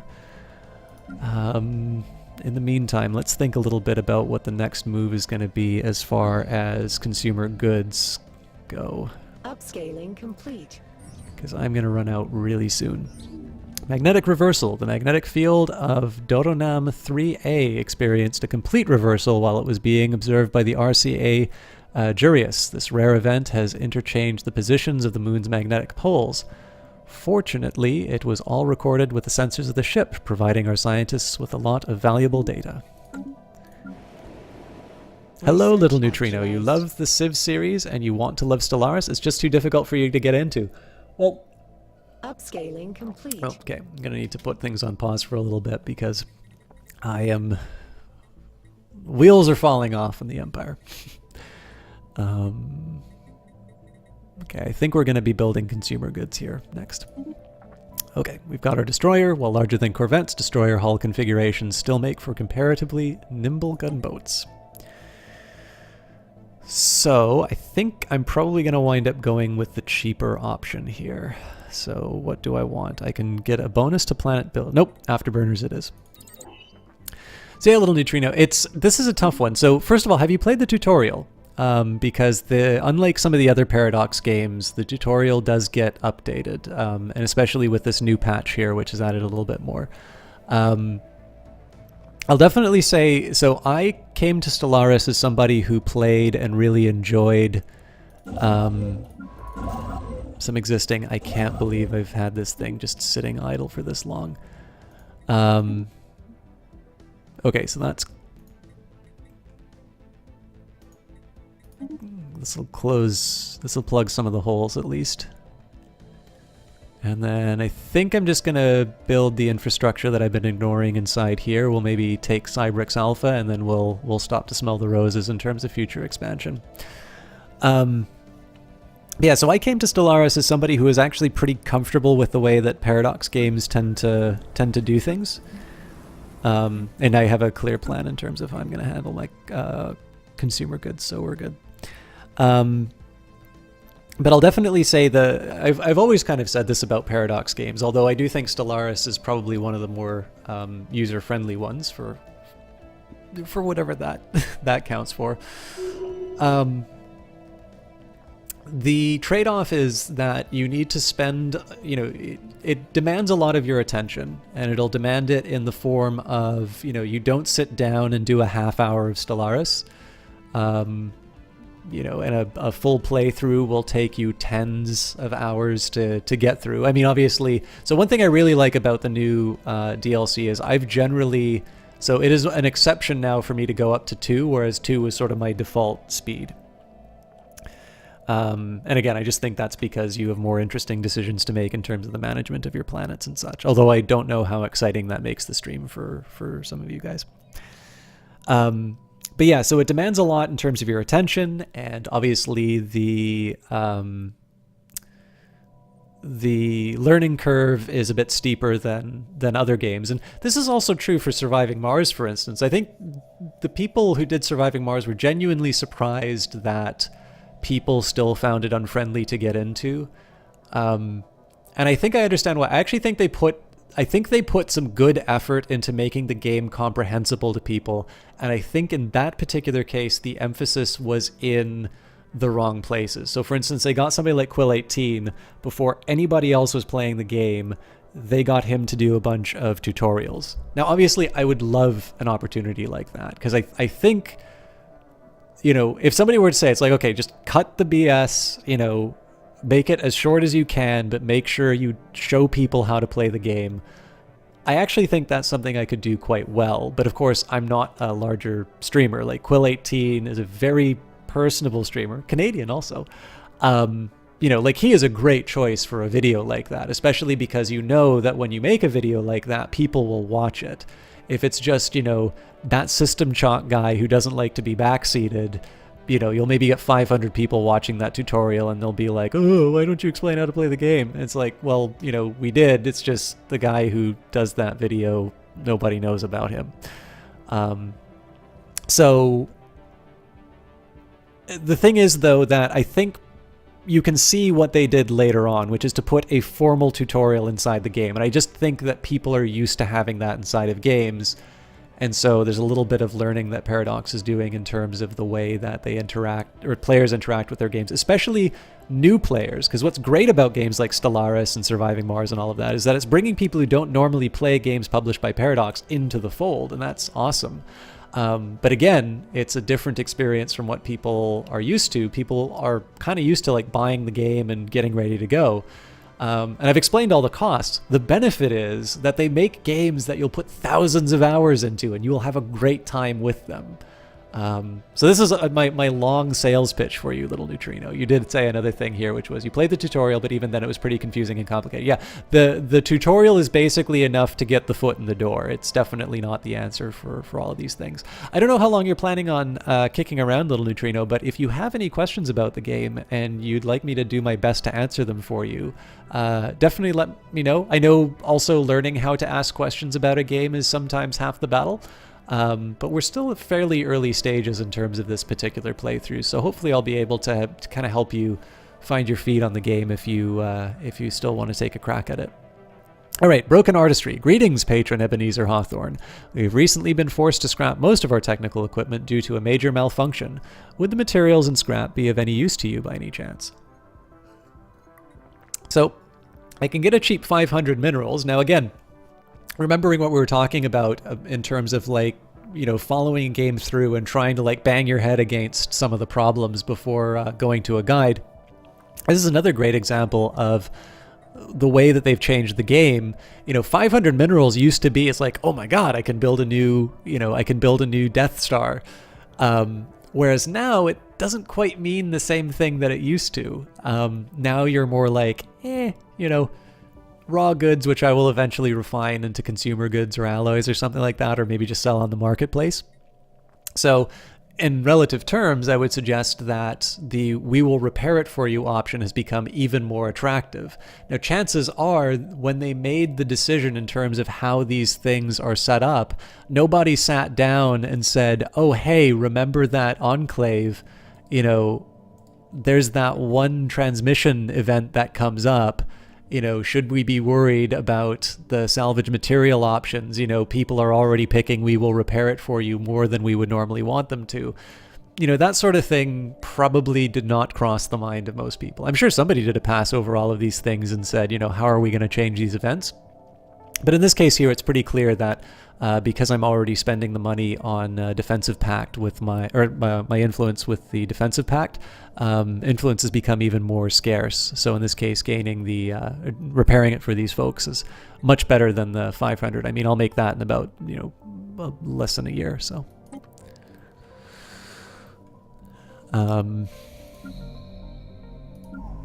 So I think the way I'm going to handle.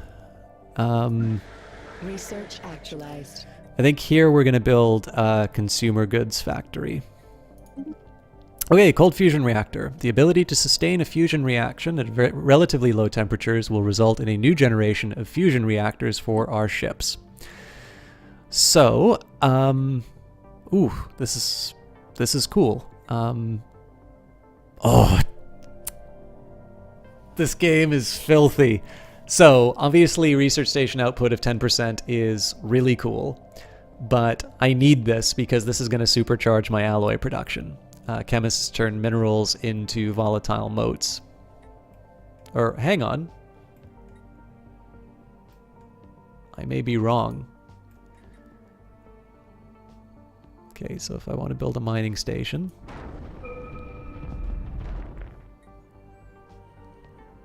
Construction ship. I need moat stabilization. Okay, so this is different from... Ah, I get it now. Okay, so it turns... Okay, so you can synthesize these resources, or you can find them in space. Okay, I'm going to go for the research option.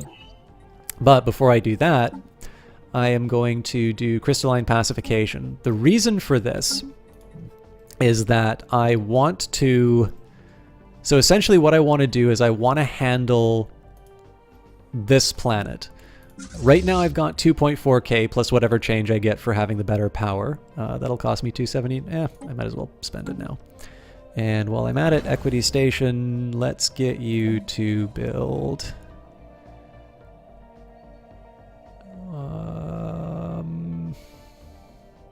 yeah, we'll just build 2 of these. So what I want to do is I want to sort of lock down as much of this territory as I can, at the very least the Gaia world, before we go too far. Because obviously these guys are just growing like a weed, and I want to make sure that I want to make sure that I'm reasonably well positioned for any kind of hostilities that might emerge with them. More importantly, it would be kind of nice to be able to push myself to a place... Oop. Interesting. By chance, patrol units recently discovered a hidden deep space resource cache in the Cursa system, close to our border with the Krabnar Marauders. The massive cargo containers of the cache contain spoils from several Krabnar raids that must have been launched centuries ago. At some point, this cache was forgotten, or perhaps its owners were killed in another raid or one of the countless Krabnar internecine feuds. In any event, its contents now belong to us. Okay, so 300 energy, 300 minerals. Okay, so I have a bit of a decision. I can turn the other cheek. This is negative solely because of their rivalry. But what will be happening in the meantime? So they're going to be getting stronger. They're going to be expanding out their space.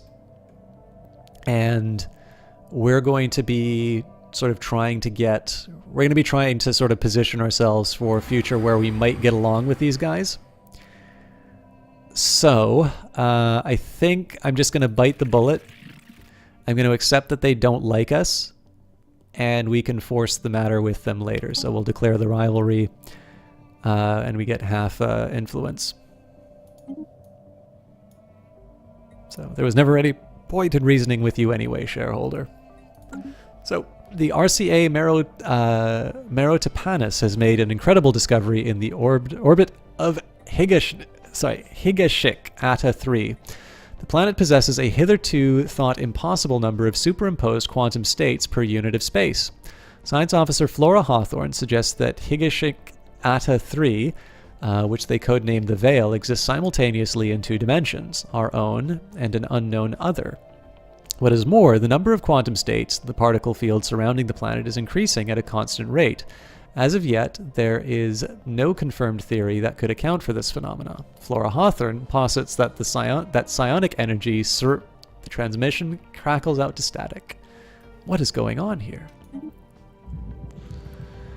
The RCA Merotapanus crew apologizes for the abrupt termination of their initial report. During transmission, the Veil experienced a complete dimensional phase shift, its particle fields rotating out of one dimension and into another. The glittering jewel of a Gaia world has vanished, and in its place is now a swirling planet occluded by a shroud of psionic energy. Fascinatingly, the number of superimposed quantum states appears to have been reset as the planet shifted, and it is now increasing at the same rate as when the planet was a Gaia world. Flora Hawthorne has used the rate of increase of particle superimposition, the total number of quantum states at the time of transition, to extrapolate a 3-month cycle for the planet's dimensional shifts. Perhaps we might develop a method to prevent the planet from shifting, but we should secure the system first. So that physics research is going to be going towards the crystalline pacification, which I still need to explain why I'm going for that. But Little Neutrino says you'll probably just keep playing Civ 6 and get excited in February when they add Canada and natural disasters and whatnot.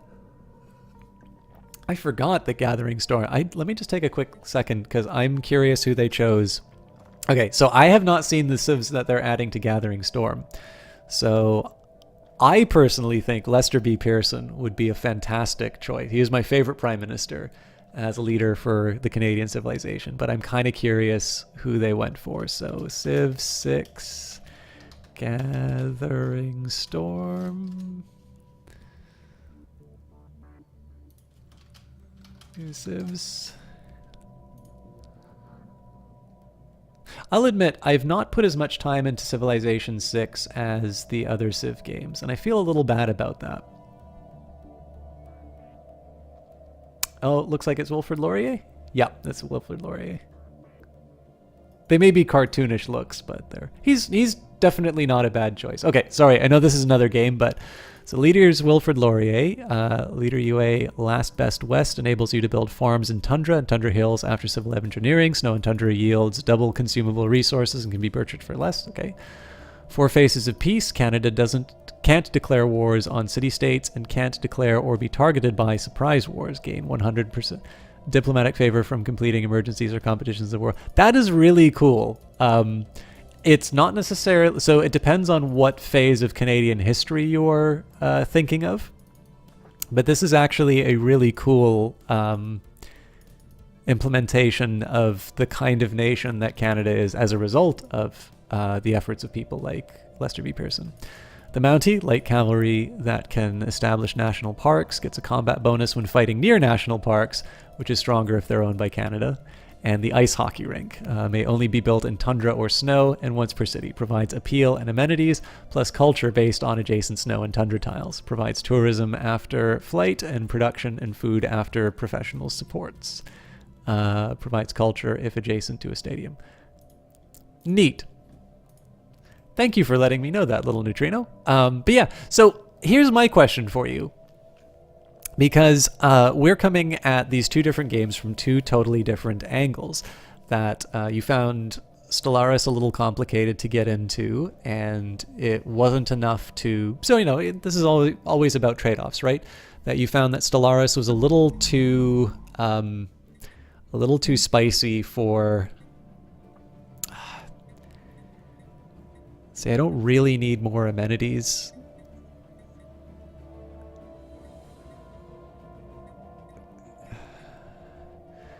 I don't think I'm going to go for hollow theaters here. I do think I'm going to go for... I either need to go for research or I need to go for... Ships upscaled. Corporate. Oh, I can't do Ooh. Interesting. So I can't build another corporate culture site. In this case, I want to produce... I definitely want to maximize the benefit from the Ministry of Culture, so I definitely want to make sure that I'm building another Unity producing. Sorry, little neutrino. I know I'm trying to interact with chat, and then I'm getting distracted by events in the game. So in this case, we will build hollow theaters, and that's just simply because I want to maximize the benefit that comes from the Ministry of Culture. I thought I was going to be able to get away with another corporate culture site, but that's clearly not happening. But yeah, so I'm a little curious with you, which is I have loved the Civilization series since I've been able to play computer games. And I pre-ordered Civilization 6. I got the deluxe edition with like the little book and, all of these things. I will follow Firaxis into, the fiery pit. But when I look at my actual playtime, Civilization 6 is the one that I have got the least amount of playtime inside. And I'm curious what it is about Civilization 6 that was able to move you from Civ 5. Civ 2 Test of Time has always been your favorite. Test of Time, is that the one by Activision? Alright, the small rodent-like creatures known as the Orinthi are native to Aramis 4A, where their habitat extends across most of the moon's diverse climatic regions. That's right, climatic regions, not climate. It's a very dramatic planet. They breed at an extremely rapid rate and seem to have a particular fondness for chewing on electric cables. Minox. Procuring a specimen was not a problem. In fact, after the initial creatures were collected, more of them made their way onto the RCA Hemivalis by hitching rides on the science ship's orbital shuttles. Exactly why the Museum of Exobiology requested Orinthy specimens remains a mystery. So there's some sweet social research. Alright, so these guys... I already gave them their commercial zone, so if they're not, if they're not working them, that's their problem at this point. So in this case, I think we are going to...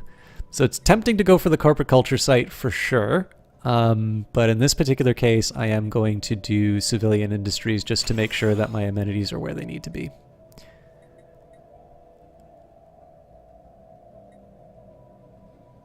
Call to Power was the... Yes, it was... Well, there were two Activision ones. So Call to Power was the first one. Potential market survey and I completed. thought the sequel to Call to Power was Test of Time. For some reason, you're never a fan of Civ 5, so it was jumped from 4 to 6. That's really interesting. So I quite like Civ 4. That was a really good one. Obviously, it's the one by Soren Johnson. Soren Johnson is a remarkably talented game developer. If you've not played Off-World Trading Company, I strongly recommend it. It is a really original RTS, and it's... like, I don't know a lot of people who play it, but I really wish that that game got a little more respect than... Like, I think the game is done well, and I think people enjoy it.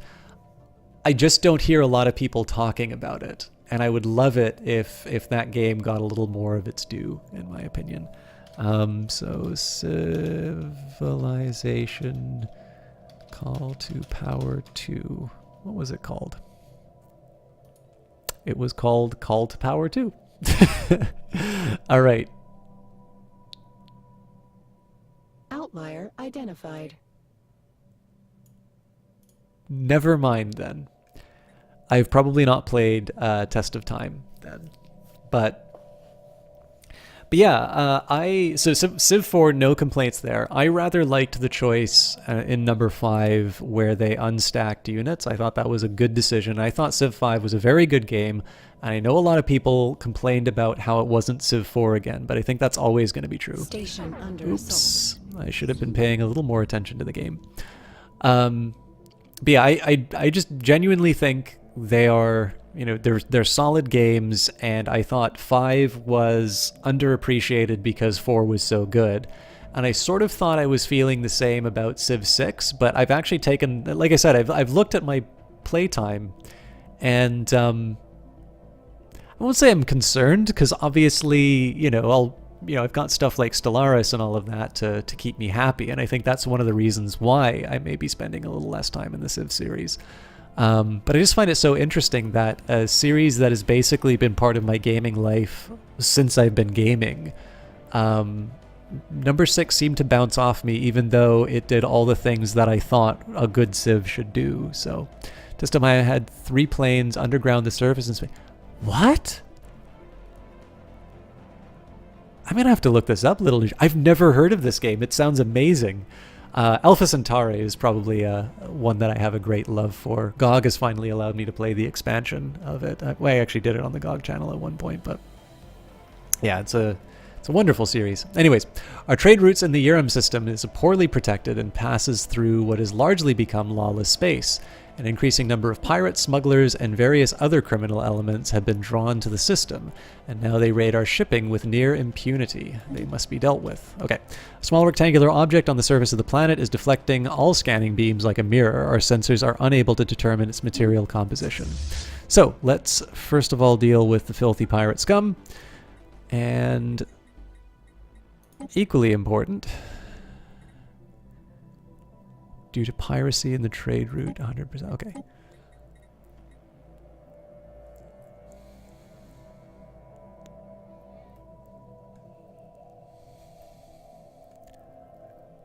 This is a little surprising that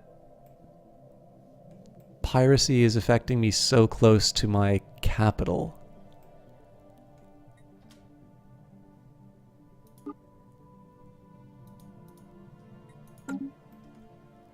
Anyway, that's why I've got a navy. Don't give a lot of hope for this base holding out, though.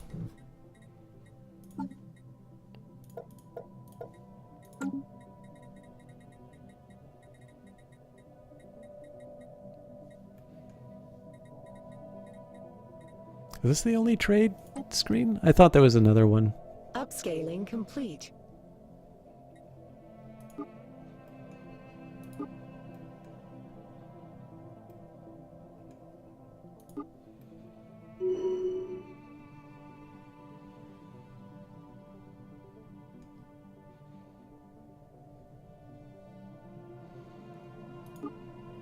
I think I see it. Upscaling Okay, so complete. there's something about protection range which I don't understand, but I'll figure it out. Oh, okay. So maybe what you're referring to as Test of Time, I just know as Civilization 2. That would probably explain so much of the mystery. Mining platform lost. All right. This is a shame, obviously, but I'm not too concerned. This does a great example to show you how powerful trade is, though. Alien mural. While conducting surface scans on Higashik Atta 4, Science Officer Flora Hawthorne and the crew of the RCA Mero Tapanis discovered what appears to be an artificially carved slab of rock covered in alien writing. They have not detected any other signs of alien activity on the planet, and exactly how this mural came to be here is a mystery. We've prepared a special project to translate the text, and as before, Control-Shift. We'll put that straight up to the top of the queue. Hello, Lazy Bear. How you doing? What am I trying to figure out? Competitors engaged. Trying to figure out why pirates are spawning. Specifically, come on, I want to see the fight.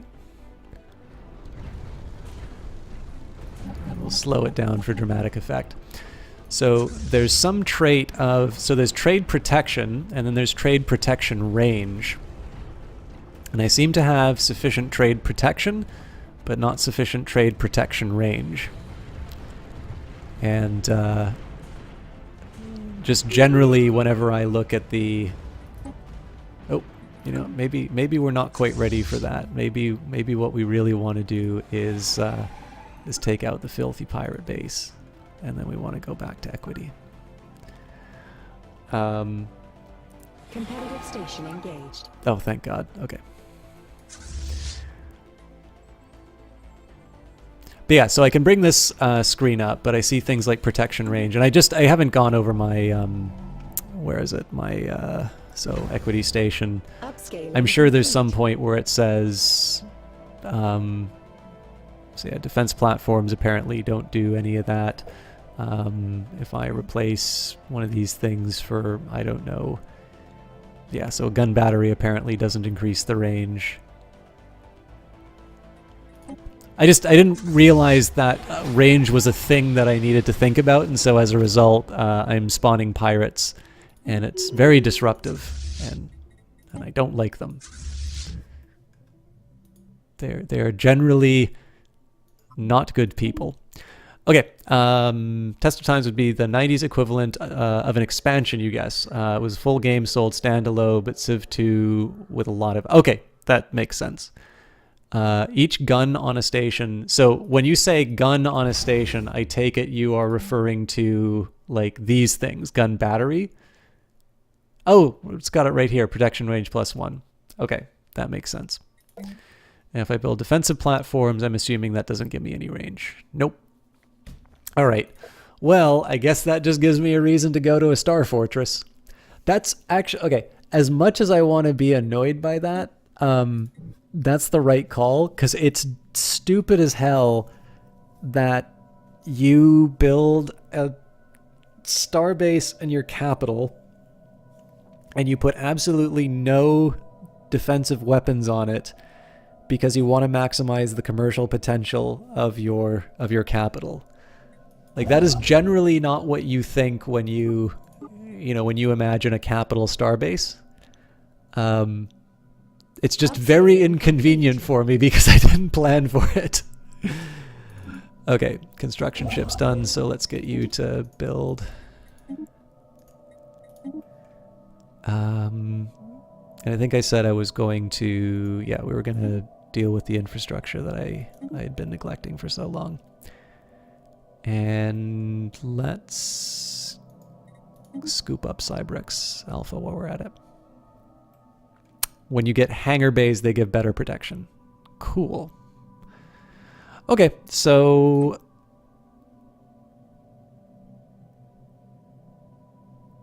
this is just going to be inconvenient, is I think really what this comes down to.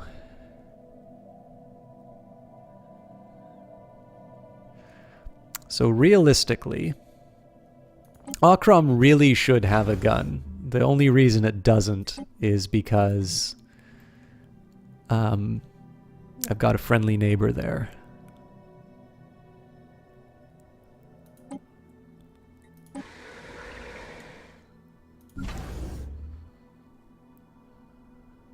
Okay, well, while we're at it, let's Special project actualized. we'll upgrade a few of these things. Science Officer Flora Hawthorne. Hang on. Did I accidentally build corvettes? No, that's a destroyer. Science Officer Flora Hawthorne has managed to partially translate the alien mural discovered on Higashik Atta 4. It is a memorial to an extinct alien race that once maintained a small interstellar empire in this region of the galaxy. They were apparently exterminated by the creators of the mural, a fact that they seem to regret. Given that the species that was exterminated, or the exterminators? Given that the mural has been dated to be in excess of 300 million years old, it is likely that its creators are also extinct by now. Perhaps the most interesting of all is the material the mural was made of. Despite its age, it is in remarkably good condition. I thought I was already building another destroyer.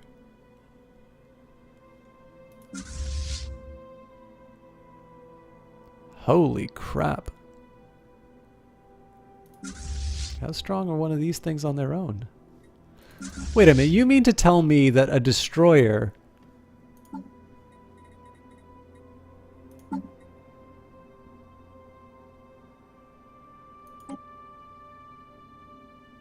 Ah. That is probably why.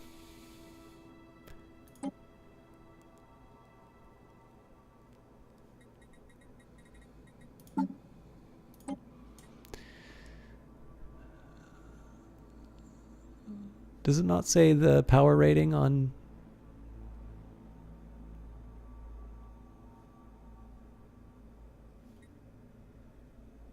Potential market survey completed.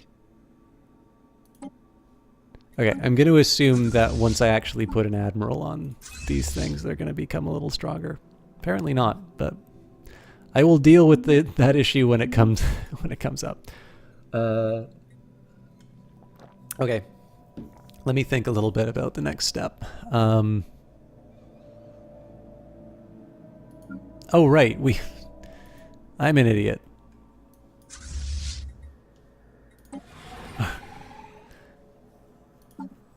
The cap is 50, not 40, so I can afford to put more ships. I can build another base. Another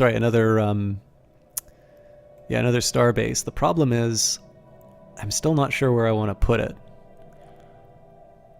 If I put it in a place like Elnath, there's no reason for me to put the extra trade.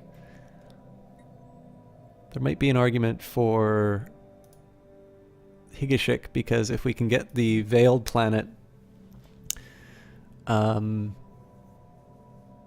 actually, yeah, so I think...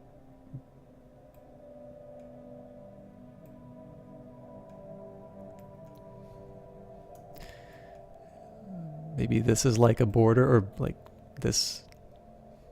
one of these is a border. Gobble up all of these. Clearly ignoring my... my sprawl. The research grants edict affecting our empire has expired. What'll it cost me to do? 180. I think that's worth it. Oh no! Our founder and CEO. Oh, it doesn't even say. Okay. We'll take the screenshots. Yeah, apparently it does not individually say. There's no individual menu saying that our founder and CEO Ebenezer Hawthorne is no longer with us. For 90 years, he came and he provided some of the greatest goods and services to all species. He saw the rapid growth of this fine little mom and pop shop. He sadly is no more. So who's in line for the next CEO? The Maple Clan or Bud Hawthorne? So there is a side of me that really wants to try and carry on the Hawthorne name, but I'm not spending, especially at this point, I am not spending 1/5 of the influence cap in order to keep the Hawthorne name. He's going to have to earn that on his own. Okay. The debris. I think we will let the chips fall where they may on that one. Hopefully we get there in time. Is there a way I can sort of grease the wheels? Sort of. I mean, all of these are within my territory, so let's change the rules a bit.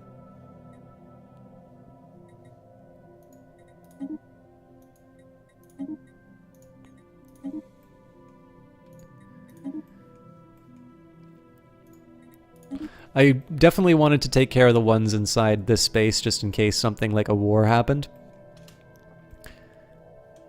Let's see if I can build any... Nope. How's the migration going? Okay, we're holding the line at least.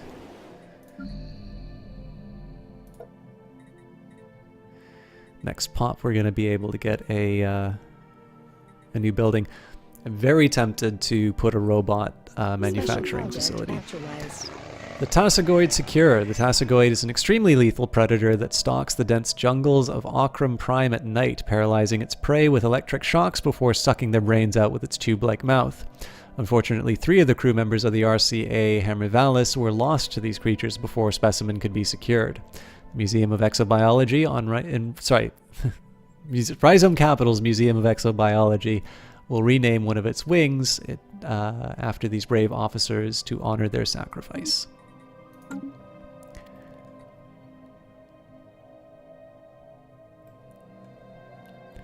The horizon signal's been quiet for the last little while, but I guess tech-wise we haven't really been doing a lot to support that. Some reasonably good things will be happening for us in the next couple of months. So planetary capital will be pretty big for some of my existing planets.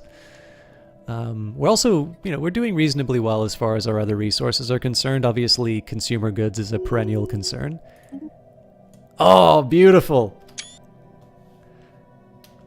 Passing on the family business. Bud Hawthorne rising up to his father's footsteps. This is exactly what I want to see. I need a new governor, though. Oh, and he's research focused. It is both character appropriate as well as actually really good for my my stats. So, Python, definitely a farming colony.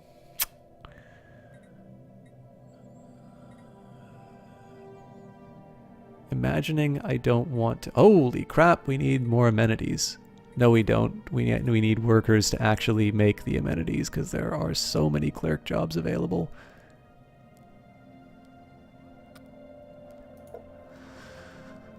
Okay. So with that in mind, we can get a fast learner, a good researcher, or an environmental engineer. What are we looking at? Yeah, there's really only one choice there. Fast learner.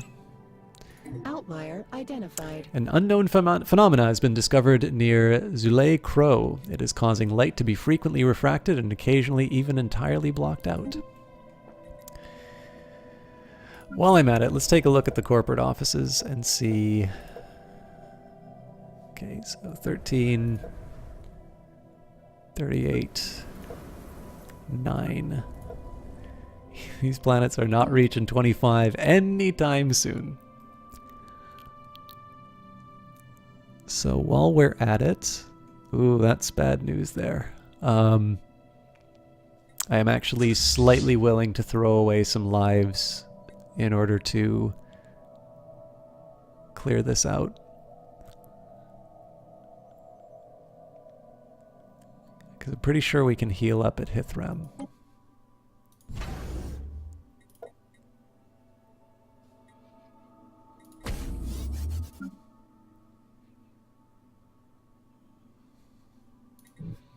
And Yamal. Where's Yamal? Yamal will actually be particularly helpful because we can start by putting the guns on it. Breathing Rift. The anomaly found close by Zule Crow, however unlikely, appears to be some type of rift in space. It's possible the great mass of Zule Crow somehow caused it, but its nature is beyond our understanding.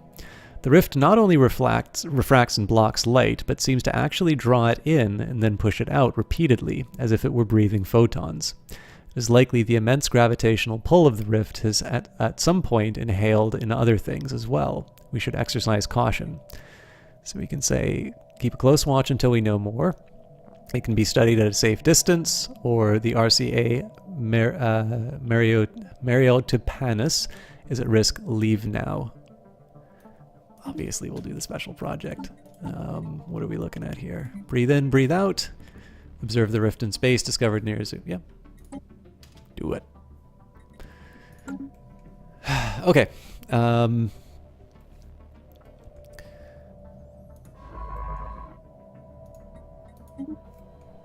Just reworking the plan a little bit. What I do with this science ship after the fact is another question, but... And then there should be a construction ship. A system has been surveyed. Yeah, so the big dilemma for me right now is whether or not I build an additional construction ship, because clearly with the Empire Sprawl, there isn't a really good reason for me to keep expanding it. You know, actually, the one thing I should be doing, I should be expanding to all the planets that I can. Even if that means like an undesirable one like Gaul. Oh, looks like... Okay, yeah, I can work with that. Yeah, so we'll just colonize and we'll say... Oh, that's right, because we can get Hethians to... This planet offers low habitability for the selected species. Colonization is still possible, but all pops will suffer from an increase in upkeep. Yep, that's fine. I still need more hands working these tiles. So the fact that I opened the migration treaty actually allowed me to colonize Gaul. And that's probably also going to be true for Zorf and Kesso, which again is just going to devastate me as far as the Empire Sprawl is concerned, but it's probably going to help me in terms of productive capacity. So here follows the latest newsletter for our patrons. We have abandoned the attempts to create a scent-centered media. It was a foolish idea and has brought nothing but wasted time and unpleasant odors. In order to find our way back again, we will need donations from our trusted patrons. We thank you for your continued support. So 500 energy for 50 influence, which I almost always take, can't afford or unsubscribe. Yeah, we'll continue to support them. And again, it's just one of these cases where I'm generating 105. So, you know, essentially I'm getting... a little under a year, oh no, actually over a year's worth of influence in exchange for 5 months worth of energy. These powerful thrusters provide additional combat speed but consume a great deal of power. Okay, so engineering research. I think I'm going to go for the one that will take the shortest amount of time to research. Spaceport torpedoes it is. And is there a rearrangement I can do to make people better? Not really. But in 9 months, I will have a planetary capital to kick ass with. Special project actualized. Breathing Rift debris. Many uneventful months have passed since the discovery of the rift near Zule Crow. But now we have received reports of a great stream of debris pouring out of it. It is ours for the taking. Observation of the rift will continue. Excellent. Collect it swiftly. Okay, so basically that paid for the influence that we got and 150 engineering research.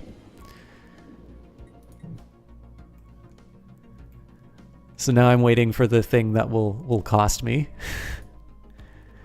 There's that Gaia world. It's a nice 22 size, small minus of being phase shifted, but you know, nobody's perfect, right?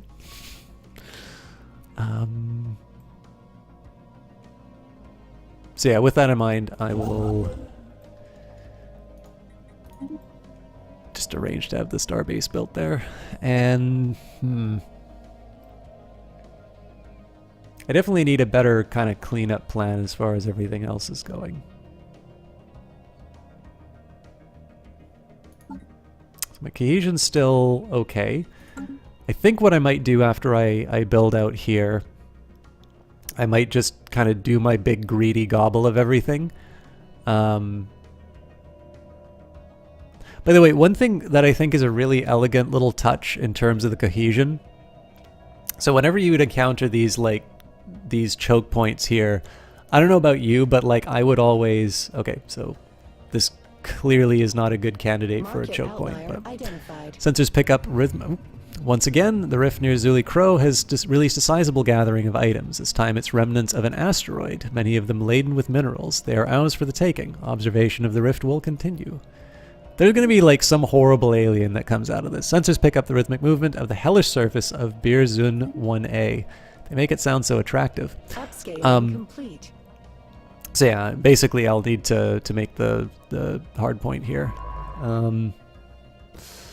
But let's say, for the sake of the argument, that this connection didn't exist. Normally what I would do is I'd kind of get greedy and go one step further, because essentially all that you'd be paying in maintenance is the additional energy cost. I just want to make sure I'm not getting too close to my caps on anything. Actually, because I've got such a big surplus of food,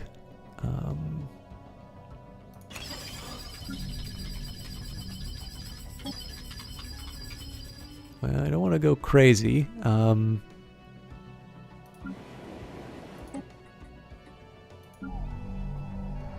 Maybe I shouldn't have done it on that one. So they all cost 1,000 food. I'm actually going to hold off because this is how I bribe the marauders as well. The measured pounding observed from orbit is the motion of immense and ancient geothermal extractors breathing their last. Built, then abandoned at some point in the distant past, the vast batteries of disintegrating machinery have been pumping up superheated fluids from the planet's core ever since. Their storage capacitors are all broken or leaking, but some energy can still be siphoned from them. So good for energy. We've definitely got a lot that we can go playing around with. Let's maybe take a quick look at our edicts. So education campaign, but that's just going to be giving... Well, I mean, consumer goods, but I don't really need those. Healthcare campaign's good use of money, though. But yeah, so like once upon a time I would be a little greedy and I would take this thing here. But the nice little thing about the cohesion system is that you have an incentive to take a point like this because you have one entryway into your empire rather than 3. And if you scale that to your overall empire, that'll add up pretty quickly. So it's just a nice little, in addition to the fact that it sort of prevents you from doing the snakes, it does also keeps you honest in terms of some of your expansion plans. Like, I know one thing I would always try and do to people is always just get that one little extra spot because it would give me multiple entry points to their empire.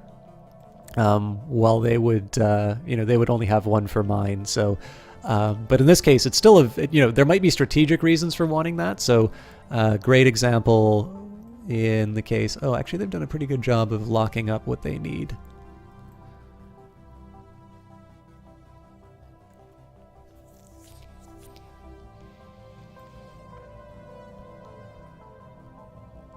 So, I mean, just for the sake of argument, if I took a position here, I would be able to send ships here or here. And of course, if they want to contain me, they need to build 2 star bases where I only need to build 1.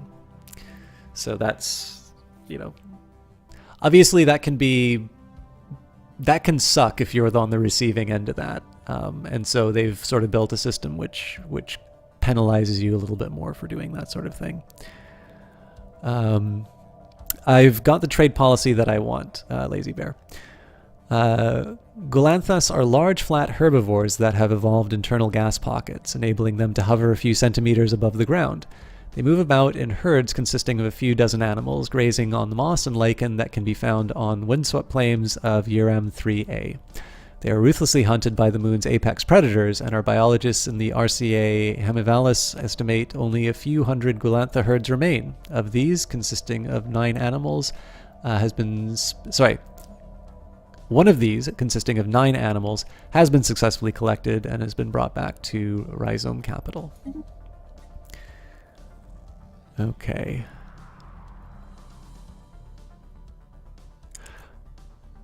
So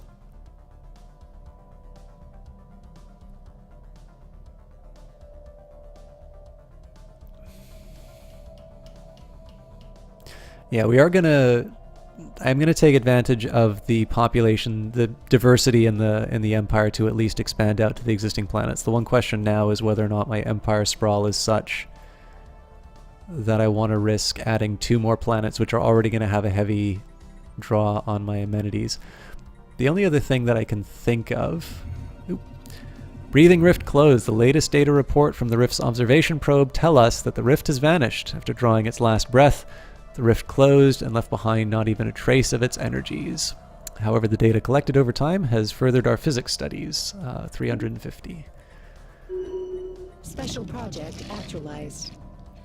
The crystalline entities seem to resonate in response to something, one of their few interactions with the environment. The exact nature and possible wider purpose of this emitted waveform has yet to be ascertained, but for now our ships can approximate it using radio pings, essentially camouflaging themselves as fellow crystals.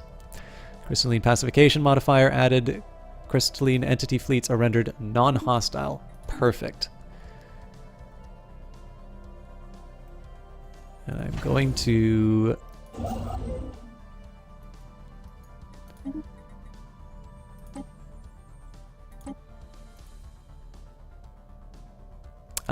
yes.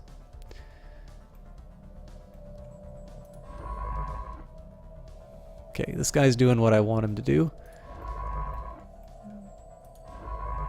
Let's get you to slow down a bit. Go to hell.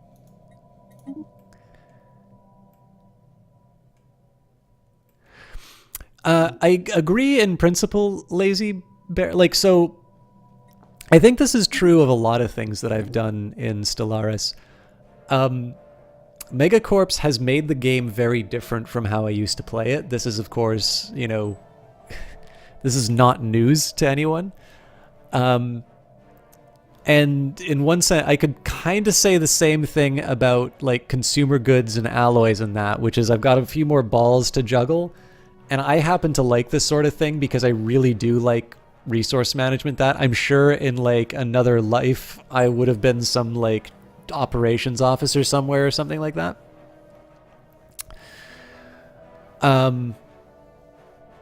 But on the other hand, I sort of think this like massive, you know, we've just discovered the new world and it's a total free-for-all and everybody's trying to put like stakes down and, you know, God help you if you, for whatever reason, didn't build enough colony ships or you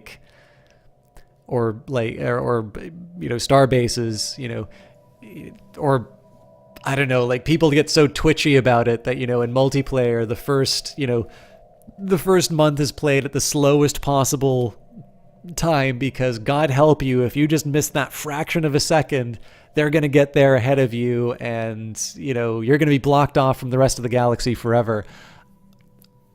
Like, I like it because I do well in that environment, but I'm not necessarily going to say it is the best gameplay thing, especially if I were to imagine it as a game against all... Hey, Scruffy SX, thank you very much for those bits. How are you doing? Like, personally, if I if I were to be playing in an all-human game and I got dicked on the borders, I would just have a miserable time.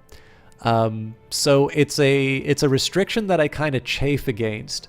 But when I take a look at what I'm actually paying for this, technology cost, that stings. Tradition adoption cost, I mean, 33% really stings, especially because I haven't put a lot in Unity. But then like campaign cost, leader upkeep, leader cost, and things like that. Like, essentially, what I'm personally finding with these penalties is that it's saying is like, all right, you want it, if you want to go and have this just mastodon that you want to try and handle, go right ahead. But the cost is you actually need to make sure that you're using those resources well.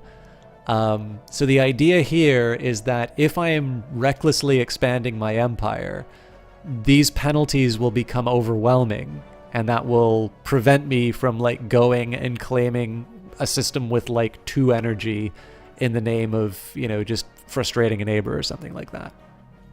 But if I'm nabbing, let's say, these areas, and I'm still on the fence about it because, of course, I'm going to be spending more in terms of,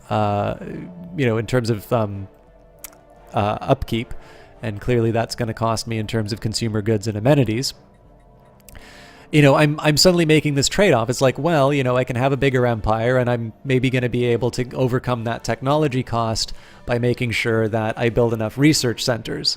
And so essentially, I have yet to make a firm decision as to whether or not I find this too restrictive, or what it's really doing is the same thing that I've done with these improvements here, which is to say, okay, so I know I don't get to build everything that I want, but knowing what I know now, I'm going to build X because I think X is a particularly good, item. That's sort of the trade-offs that I'm seeing in terms of that right now. Basically, the jury's still out for me.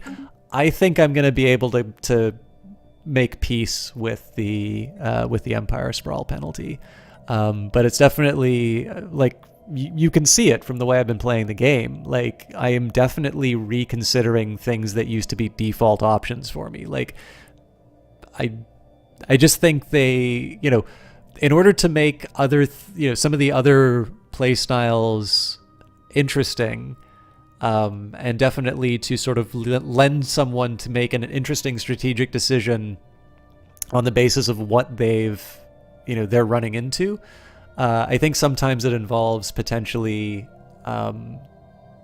confronting me with some decisions that I find. I will admit, one thing that I love is that this game is constantly throwing agonizing decisions at me in terms of, you get 4 or 5 interesting options and you can only have one. But I think that's just because I have sort of this masochist tendency in terms of game mechanics. So.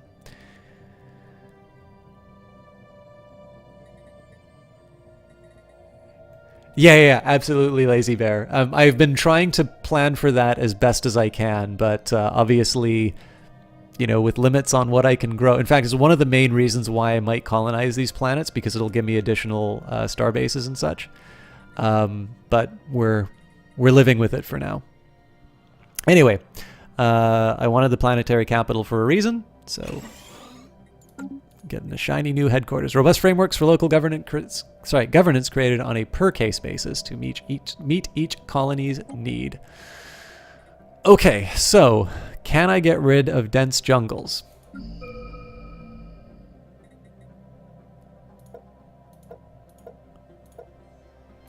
What am I doing? Toxic kelp mountains.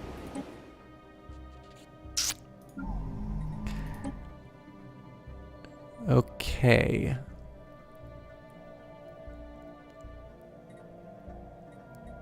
This is not really the place where I need...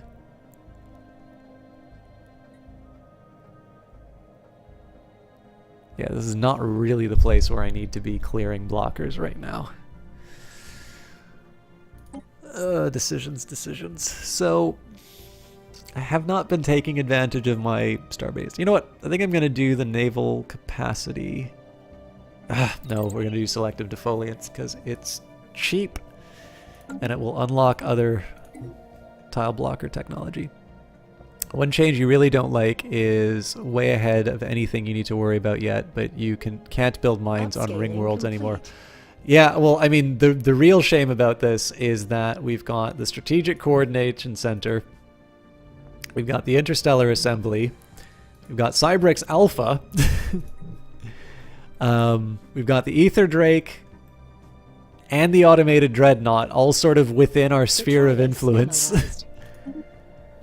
And I'm just not gonna have the technology to handle all this stuff.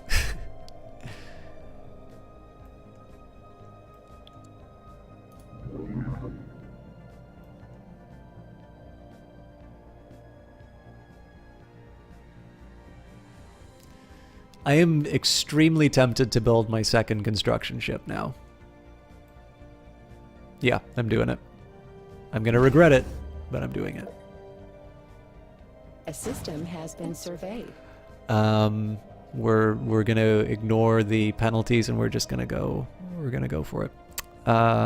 With that in mind, so my science ships are already doing the expansion that they need, so that's good.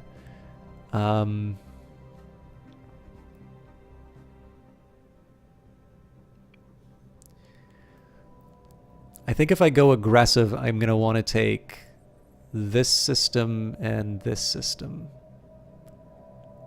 So 1, 2, 3, and then we fill in the blanks like we normally do.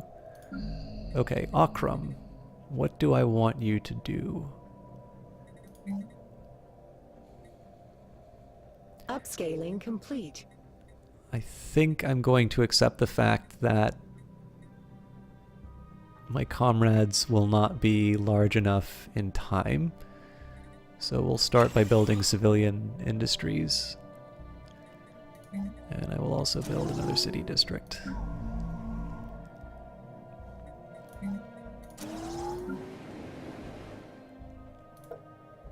Guys still aren't... Fill up those clerk jobs, goddammit.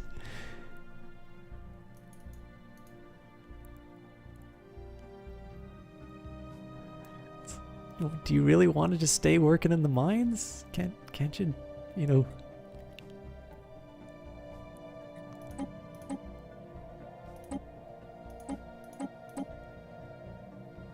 There we go. Now if I renew the priorities. Hey, there we go. Oh, nope, I think we just emptied out the...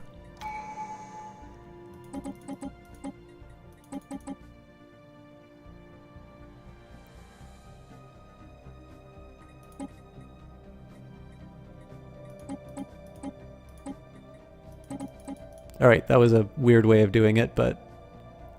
Amenities for all. Upscaling. Okay, tradition time. So, I had a... Alright, so...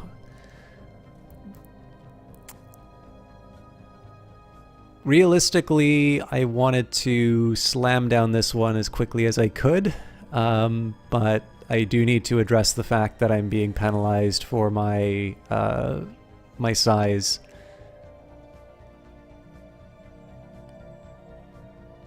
So, boldly go. I also screwed up the allocation, so let's just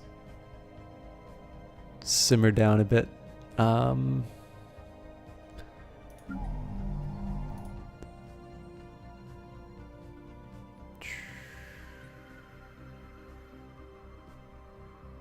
Okay, these guys aren't mining. I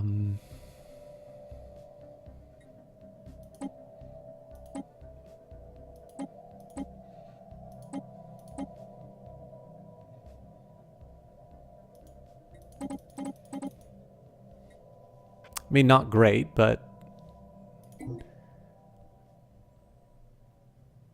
this is a slightly better allocation of labor.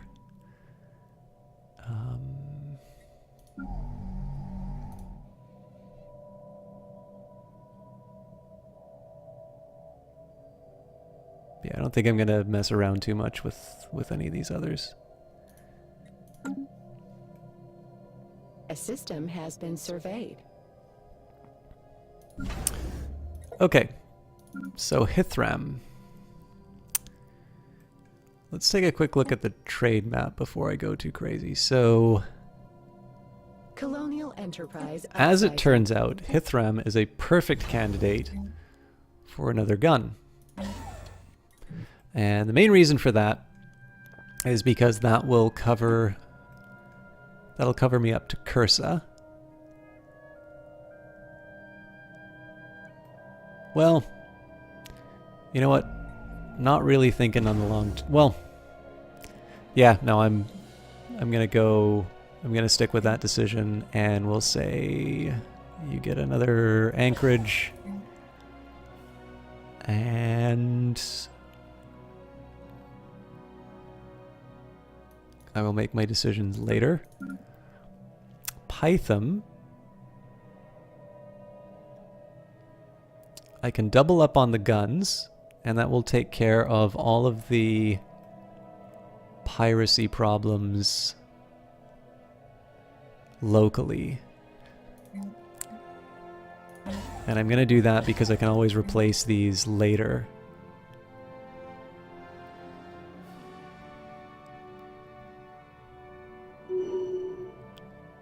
Yeah, so this is just to help deal with the piracy problem. The idea will be so obviously I'm going to wind up building some star bases later, which aren't which will fall somewhere along these lines, and I can sort of reevaluate sort of my placement of all of this stuff. And obviously at some point Equity will get its own sort of defensive infrastructure in that. But I think that's gonna, I mean, one drawback is the piracy is probably going to get limited to this area, which is kind of hard for me to access, but I can't have everything, so. Okay, they're just hanging out because I just told them to move there. Okay. You go back to your whole Cybrex Alpha thing. And I think while we're at it, I'm just going to rip the Band-Aid off and start expanding into this area. The crew of the RCA Hemivalis has managed to collect a small group of Eudolorans from the icy surface of Stebnar 2. These white furry omnivores wrap themselves into tight balls and roll across the planet's snowfields at astonishing speeds. One animal was clocked at over 80 kilometers per hour. This aided us in their detection, since the passage of their rolling forms kicks up huge plumes of swirling snow. So again, more society research, which is good news. Upscaling complete.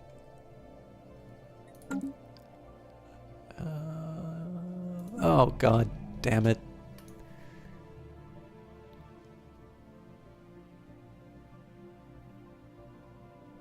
I wasn't even thinking about running out of robots, but I've actually run out of dumb work for these guys to do. And because I can't undo blockers,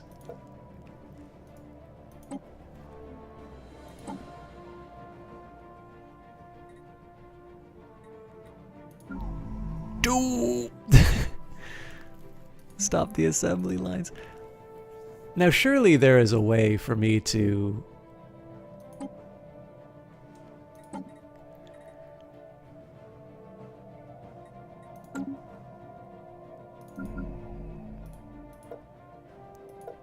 surely I should be able to move one of these robots to another planet. Ah, yes, here we go. So now, actually, that's a really good thing to know. So we can actually advance Akram's economy a bit. We don't actually have anything for that to start working on yet. So let me just take a minute here and think. So the one real problem that I have here is that eventually we're going to have enough robots to be able to, to manage all this work. And they're already building on their own. On the other hand, we've got like 7 slots to open up, plus whatever we wind up building. So for now, we will resettle from Yamal to... That was Akram, right? No, it was Python. Okay, so we're going to go from Yamal to Python.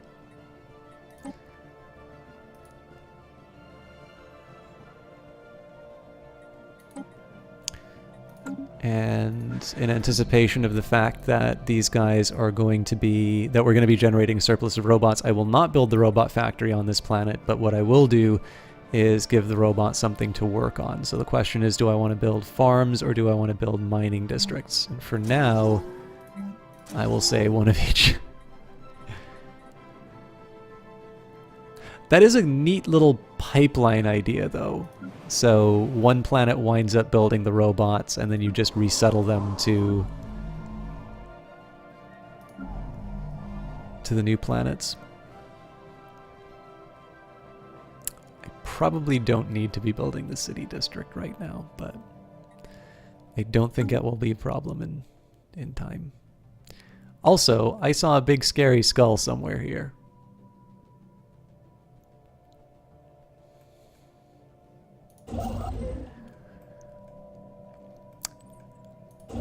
And this guy's just been chilling. Right, lost my engineer.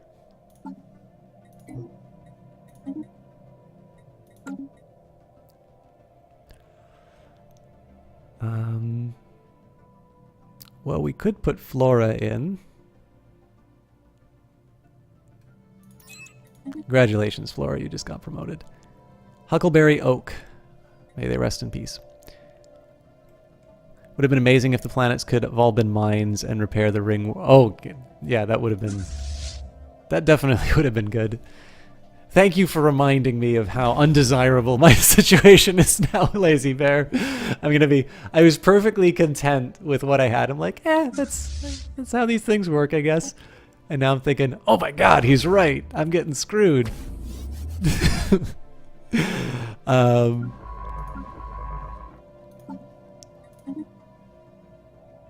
don't know. It's I'm just messing around, but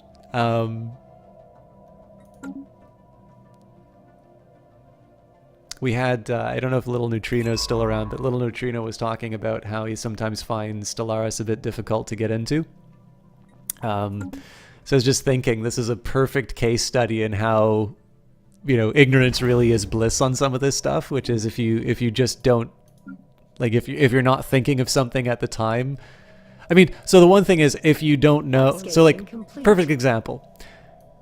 I could have many happy years of game time, not worrying too much about these marauders, so long as I have 500 food in the bank, Ships upscaled to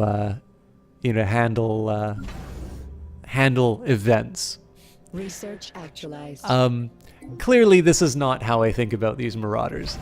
These marauders, effectively, I'm just sitting, watching in slow motion as this event slowly comes towards me, getting ready to crush me like a buck.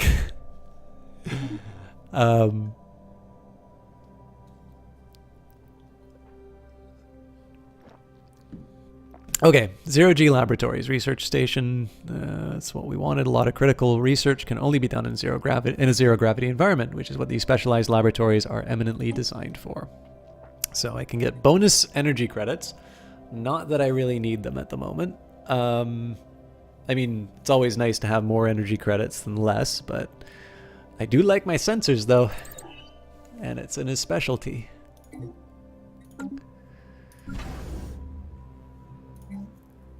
Esteemed Chief Executive Bud Hawthorne, a decade ago, the Rhizome Capital pledged to support the artisan troupe, and so you have. The time of your patronage is coming to an end, but we would be remiss not to ask, would you care to renew your subscription to the finest arts and crafts in the galaxy? Chump change!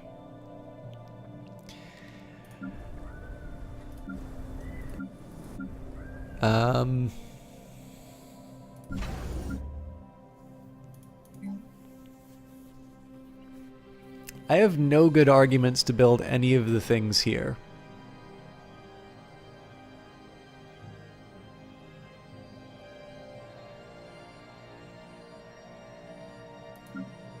And it's a shame because these component slot notifiers really just irk me.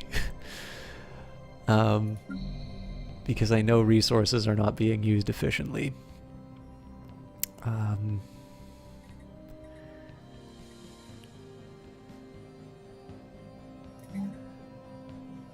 mean, I can build a city district, but why? Other than to just use... You know, I don't mind using this as a mineral dump, but I should probably just be honest about that and wait for me to actually need to spend the minerals. The planetary body of Theman 9 appears to be covered in some manner of grayish substance, possessing strange properties and varying metallic composition. Looks like we'll get more points for metal limit. Resource silence come in handy when you need to repair those megastructures. Very true. It's more so... Upscaling So it's more so just the reflection that, like, I'm nowhere near any of these given caps, and that effectively by putting a resource silo in here, I'm spending 50 alloys for, you know, for the sake of 50 alloys. And in this case, there is as much of an argument for me to sort of store the point. It's more so the idea that, like, if I have a trading hub which doesn't have an off-world trading company, there's a really decent argument for their saying is like, well, you know, the 2 trade value will translate into trade, and you know, that'll translate into where were we? So at the moment here we're doing wealth creation, but as you say, at some point I can divide this between energy and unity. I can also divide it between energy and consumer goods. Special project. One of the main reasons why I'm focusing on this right now is that, actually, I mean, when you think about it, so the original reason why I was not going for Marketplace of Ideas was because I knew, like, in terms of what I'm getting from trade, losing half of that is actually a really big deal for me. But I'm just trying to think now in terms of the 0.15. I still actually think I'm in a better shape right now to focus on. So just thinking in terms of the. Yes. No, I'm still focusing on wealth creation for the next little while. And this has a little bit more to do with sort of my ability to move resources around fairly rapidly. But yeah, anyways. So essentially what it is the argument in terms of the fact. So actually, minerals will probably be my best example. So clearly I'm generating a reasonable number of minerals, less than I was before. But of course, that's because I'm focusing on consumer goods a little bit more. And if I get to the cap of minerals, well, that's fine because I just kind of go to some of my existing planets and I build more infrastructure like city districts or something like that. But in the terms of something like alloys, those are always scarce, and I'm going to be building up some new star bases. So in this case, it's a little bit harder for me to argue locking in those 50 alloys, even though I'm generating, you know, enough to make that up every 2 months, just because I know that, well, double that, and now I've got a new star base, and I kind of know I'm going to be hitting close to that cap in the next little while. So it's not so much that I don't like resource silos, it's more that I don't necessarily want to use them right now because the thing that they'll gain me at the moment is not very much, and the 50 alloys will get me something more in the short term. After an extensive search on the seabed of Python Prime using a small fleet of mini-submarines, the crew of the RCA Hemivalis suddenly managed to corner the elusive target of their search, a live Tarblak. The shimmering creature, which defends itself by emitting faint psionic signals that produce a sense of dread in most organics, was brought aboard the science ship in a special water tank simulating its natural environment. The crew members on the RCA Hemivalis that came into direct contact with the Tarblak will require extensive therapy, but the mission has been a success. I can't remember. I always forget where I'm putting that. That social research towards. Right, tile blocker is the most boring option I could have gone for. Okay.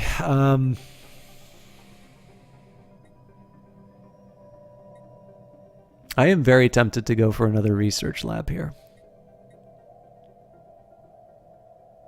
So my amenities are good. My housing is in good shape. There isn't a good argument for me to do more civilian industries right now. If I build an energy grid, this is the worst planet for it. I don't need enforcement. Yes, so we're doing research labs. Again, this is going to hammer me as far as my consumer goods are concerned. Oh, actually, no, sorry, I was only 4? Is that right? Oh yeah, nope, that's right. So, thorough cataloging, gene sequencing, and computer modeling of exobotanical ecosystems, coupled with gene editing and dispersal mechanisms, will allow us to reshape alien plant communities to our liking. Ah, now these are some fairly important decisions. So, I can't expand Yamal until I get rid of, well, either the volcano or the impassable mountains. Gaul doesn't apply.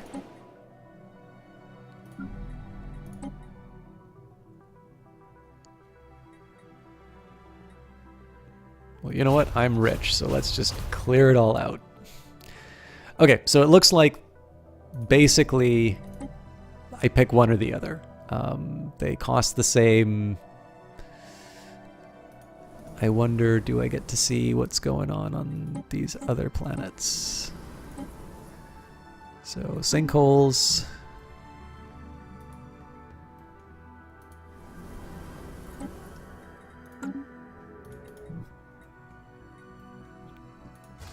I don't think the Gaia world should have... Oh, it does have blockers. Okay, so active volcano it is.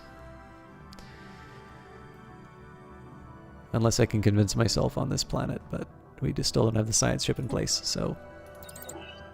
Oh, actually... Yeah, they cost the same, so... would have been lovely to have the living state, but this is a pretty high priority for me right now, so...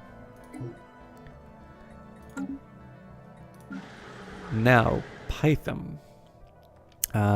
We've got civilian industries. We're already assembling robots, so that's good news there. I can go for Ministry of Culture. Oh no, I wanted the amenities here, so... We'll start with the Hollow Theater. Oh yes, that's right. Oh no, hang on. So the clerks are doing their clerk thing. Yeah, no, we genuinely starved these guys of amenities. Okay.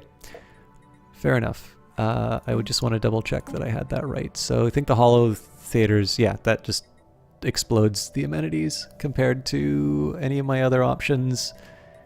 And then I think after that we'll maybe follow up with like a corporate culture site or something like that. I do kind of want to put culture sites across the empire if I can.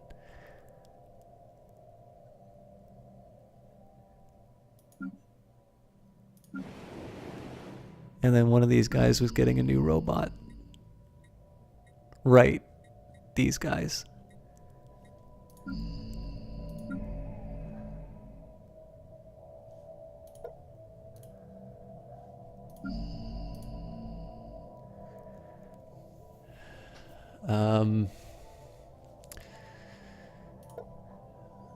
So I'm okay playing a little chicken with this. Well, I don't even have the option. I need to wait. Ooh.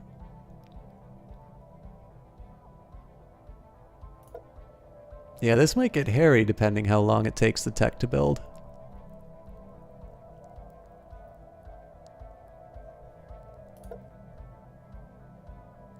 At least I'll be able to build another one of these, but... Okay, so Yamal I want to keep an eye on. Python...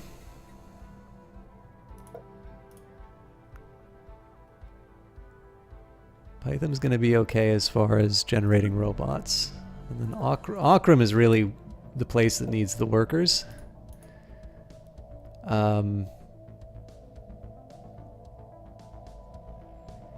But I am certainly not going to...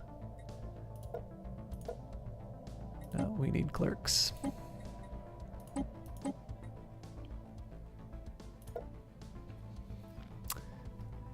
You can't have a rhizome capital colony Upscaling without complete. bureaucrats. So I think we're just going to get these guys to fill up. I'll get them to fill up with clerks first. And then I think what I'm probably going to wind up doing... actually... I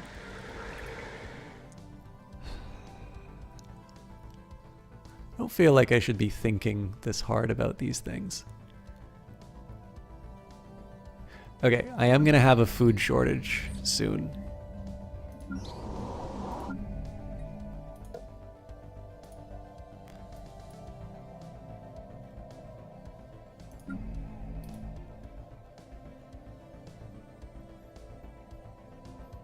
And it's going to be a food shortage that...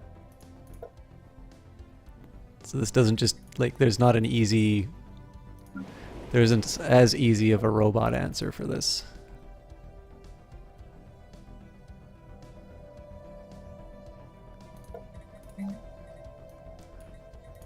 I'll build a precautionary farm. But yeah, we'll also see what the new colonies bring us, but I do actually want to keep an eye. And again, we're not, like... I'm not in a panic mode on this because obviously I'm going to be able to buy my way out of any starvation. But because my tile blockers are the way that they are and I didn't invest technologically in that's a problem I failed to notice. And now I need to make some less than desirable decisions at the moment to deal with that. Okay. After detailed analysis, Officer Basil Maple has discovered that the strange metallic substance coating the surface of Themin 9 is in fact comprises of billions upon billions of nanites. These nanites are microscopic, self-replicating micromachines, perhaps created by a past civilization for some unknown purpose. The volume and density of this nanite sludge is remarkable, adding billions of tons of mass to the underlying planet. It would appear that these tiny self-replicators entered a state of runaway reproduction at some point in the past, engulfing the planet and everything on it. In studying the nanites, the crew has made some exciting new findings that will undoubtedly aid us in our own research. Research actualized. Cool. So assembly patterns it is. Rapid iteration and construction simulation determine the optimal component assembly patterns for each building project ahead of time. I also did not realize the time. I am about 20 minutes later than what I was originally planning to finish with. But let's try and sort of, we won't crash land, but we'll sail this into a worthwhile spot. I have no idea what I'm doing. I'm still researching my space torpedoes. Special project actualized. Alright, Snerians are large burrowing creatures that live beneath the dunes of the vast equatorial deserts on Gaul Prime. When these predators sense movement in the sand above, they immediately raise dozens of tall spikes from their backs in hopes of impaling something edible. Finding a suitable specimen proved difficult at first until hundreds of tracked remote-controlled drones were dispatched across the desert in random directions. This led to the discovery and procurement of an unusually large specimen that had grown more than 100 spikes on its back. Additional specimen collected, and this will actually, it just occurred to me, finishing this line will help me out with my,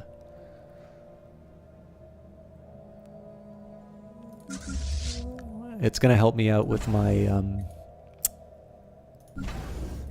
Upscaling complete. it's going to help me out with my tile blocker problems. Okay. So again, I'm just going to get hammered on my Empire Sprawl for this, but I'm kind of playing the hand I was dealt.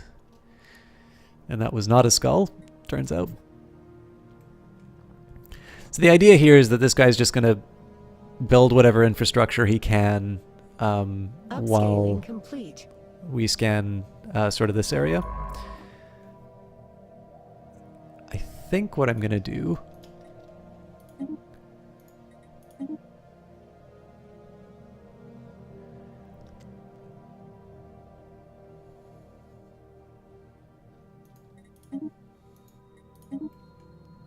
Something like this should be... Because if it turns out, I always thought there was a connection between these two. But if we can run up and nab this one, I'm a lot less concerned about these guys. I mean, again, there's still frightening. They're large and strong. But if they don't have multiple entryways into my territory, I'm a lot less worried about them. Okay. In the name of a graceful exit, a massive shipwreck of ancient design circles Themen 1. We'll run with it. Okay, Yamal. Colonial enterprise established. Oh my god, so much going on. Okay, so let's think a little bit about this. As far as piracy problems are concerned, so it's really just... Oh wow, Python is doing the Lord's work.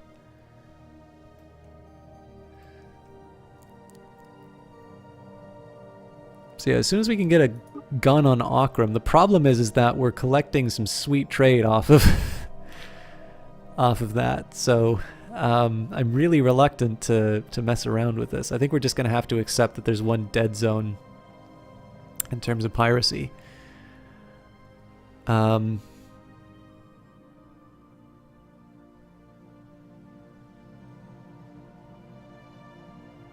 I really do need to come up with a better permanent solution for this, though.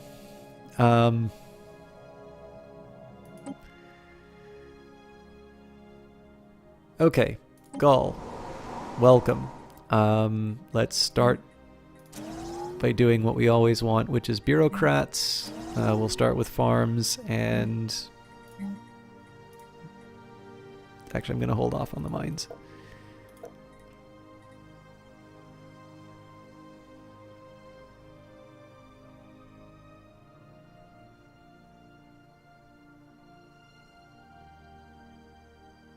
And I'm going to eventually need to figure out a fancy way of getting some researchers on here. But oh my god, why? Why is a shareholder growing here? He is going to be miserable. All right, well, we'll live with that. Okay.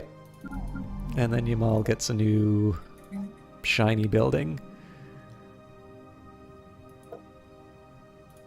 Why don't you have amenities?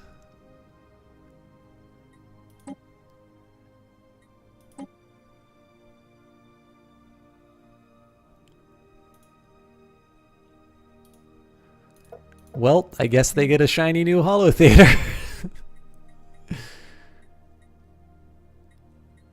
In fairness, I did kind of say that this was how this next round was going to go, so I should not be too surprised by any of this.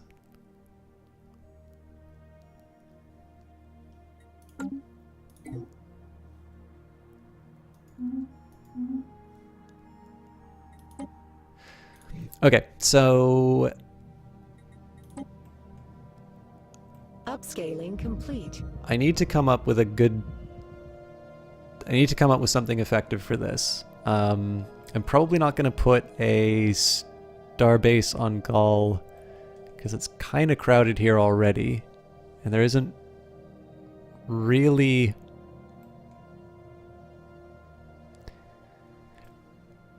I mean, as it turns out, because Python has got the guns. Yeah, so I think what we'll do is we'll wait for the hangar bay. And we'll save our starbase for either whatever happens here.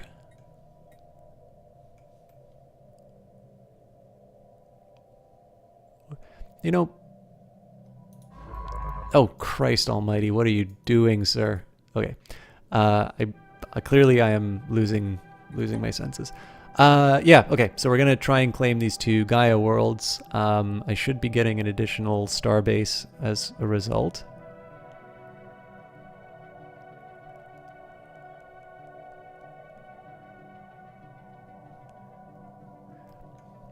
I think there's an excellent reason for me not going any further than I have to.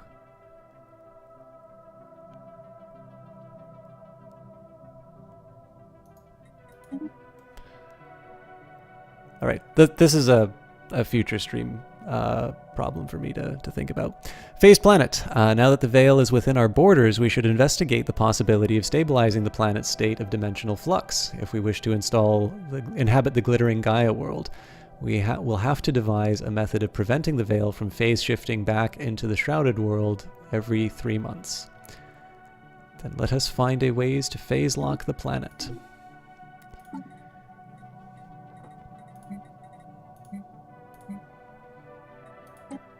Ah, I need a super scientist for this. Okay. Are you a super scientist? You are anything but a super scientist. I only have one good person for this job, and they are currently surveying this system. And they're doing the Ravenous Zulkor. Okay, well, we are going to hold off on... we're going to hold off on that development then. Is my cohesion... Cool. Okay, so... next couple streams, I'm going to say the borders are Binzun. Unless... Huh. I could have sworn that there was a connection here, but clearly there isn't, so... maybe we will head all the way out here. I'm not sure. Again, I don't really want to be pushing my luck as far as these... You know what? I don't actually have a good argument, other than the fact that the Gaia world is actually, like, here. I don't really have a good excuse for extending out anywhere beyond this area. So I think we're just going to cool it here for now. I know I'm also going to have a bunch of trade issues to deal with later. So I think what I'm going to start doing is plugging up some of the holes in the Empire. Okay, the automated dreadnought's going to be a hole forever. What's my science looking at? Not bad. So turns out engineering is the lesser...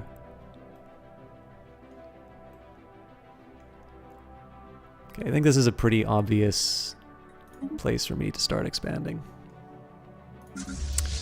I should already be building...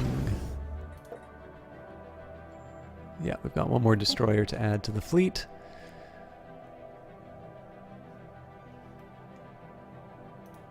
Actually, this works rather well for me because anybody who doesn't invest in not pissing off the crystalline entities, I get free defensive units. So that was uncommonly shrewd on my part. Okay, yes. So I think I know roughly what the next little bit is going to be. I'm going to say screw it to the cap. We're going to expand out all along here. We're going to colonize these planets, and we're just going to accept the fact that it's going to cost us some. It's going to cost us some money to do so. We're going to at least expand out here, and what this will probably translate into, you know, just claiming all of these areas. And this is essentially so we can have a Gaia world and we can have sort of a buffer zone. This is probably going to be the first point of some kind of conflict with these guys. There might even be a good argument for me to try and go to war over some of this. So I probably don't really want to take the desert worlds. Yeah, I suppose the real question is whether or not there's any resources really worth fighting for. You know, there's not really any trade. The closest habitable planet for me, it's like way over here. Yeah, I mean, ideally I'd just trade with these guys. It's the fact that they're jerks and want to, you know, want to declare me a rival that make this a problem. Are they rivals with the other guys? Interesting. So they're not rivaled with my allies. They specifically chose me. But there's a bigger fish somewhere in their area that they don't like either. That's good news. Okay. So I think what we're going to do is we're going to say the boundaries. I'm going to own this and this little area here. We'll scoop up everything we can here, ignoring the ether drake. Obviously, that is just going to devastate my my cohesion because we're going to have so many lines all going to one side. Actually, I wonder how that works because it's just one system. We'll see how that turns out. I'll again gobble all this up, and again the automated dreadnought will be the thing that keeps me from going. And I think what particularly interests me here is I don't have a very well-defined border in terms of where I end in these areas. I mean, Oreb is not the worst choice in the world for, you know, for holding the line. So what we may wind up doing next round is we've got, once the science ship sort of finishes tooling around here, this will more or less close. You know, it's pretty clear we're not going east, you know, and we've known that for a very long time. So it might be that I just take a science ship, you know, send one north, send one west, send one south. Obviously, I've got a reasonable enough navy that we can get rid of these little pockets. I mean, these are only 500 enemy. Oh, actually, I should really get rid of these mining drones because they're probably sitting on some really cool stuff. But yeah, I mean, we've got a 3K fleet, so just generally anything that gets in our way, we should be able to handle it. And I think from there we can probably start thinking a bit more meaningfully about expansion. The only real problem, and the reason why I haven't been clearing these things out, is because the fact of the matter is I don't really want to get that much bigger. I'd be a lot happier to have more planets that I was colonizing rather than, you know, rather than trying to chase some border goal. This is, my opinion, this is going to be very hard to defend if somebody decides to start a fight. But the truth of the matter is the most likely fight is going to be coming here, unless the xenophobes really want to start some nonsense. And I mean, we are equal power, and I have an ally who is going to be able to come in and cause some trouble. I think realistically, probably what my expansion plans will be once we deal with the obvious areas here. I will pursue westward, north or south expansion, realizing, of course, that these terms mean absolutely nothing as far as, I mean, I don't think you have north, south, east, and west in space, but I think what will probably determine any expansion plans, if I decide to go for it, will be my access to science. So for instance, Dojak will really just get me to physics. Again, it would be wonderful to have something like, you know, 6 trade, but I have to defend all that trade. There's really not a lot worth defending. There is stuff worth defending in here, right? 2 physics, 2 society, 3 engineering, which is currently, you know, the one that I have the least of. And then we've got an additional 5 on top of the 2. So that's 7 social research that we get for the trouble, as well as one that I find difficult to find. For the same reason, Zule Crow, Birzun, these are systems that will give me additional engineering. There's a natural choke point for Birzun, and in fact, just because it would be nice to sort of minimize the number of entry points, that would suggest not just to take Birzun, but to go all the way out to Baijal. And I think what would happen at that point is once we stabilize this Gaia world, this would be the source of my second ship manufacturer. And then past that point, essentially any northern or southern expansion is just mostly to secure the borders, because clearly if I've got sort of my second capital here, and it turns out, oh hi, we're some horrible hive mind that, you know, just really likes to crunch on you guys, and oh, by the way, you know, there's really nothing here to defend you, and it turns out that, you know, you put your fleet all the way over to the right here in anticipation of a war against somebody who is equally matched and not very likely to declare war on you. We're just going to take all of these territories and cut your empire in half, and aren't you sad? So that's probably how next next time I play Stellaris is going to go. I don't quite know how I'm going to work it out between Crusader Kings 2 and Stellaris. That's why I'm reluctant to say next week, but I want to handle both. But for sure we're going to expand out here. For sure we're going to expand here. I'm probably going to put a hold on expanding to these planets because I know that's going to cost me in terms of resources. The Gaia worlds just simply make sense. And from there, I think we're just going to plug up the holes, and I will most likely go... I mean, effectively, we're going like all the way to the edge. So, okay, here's a great reason why I might want to consider southern expansion.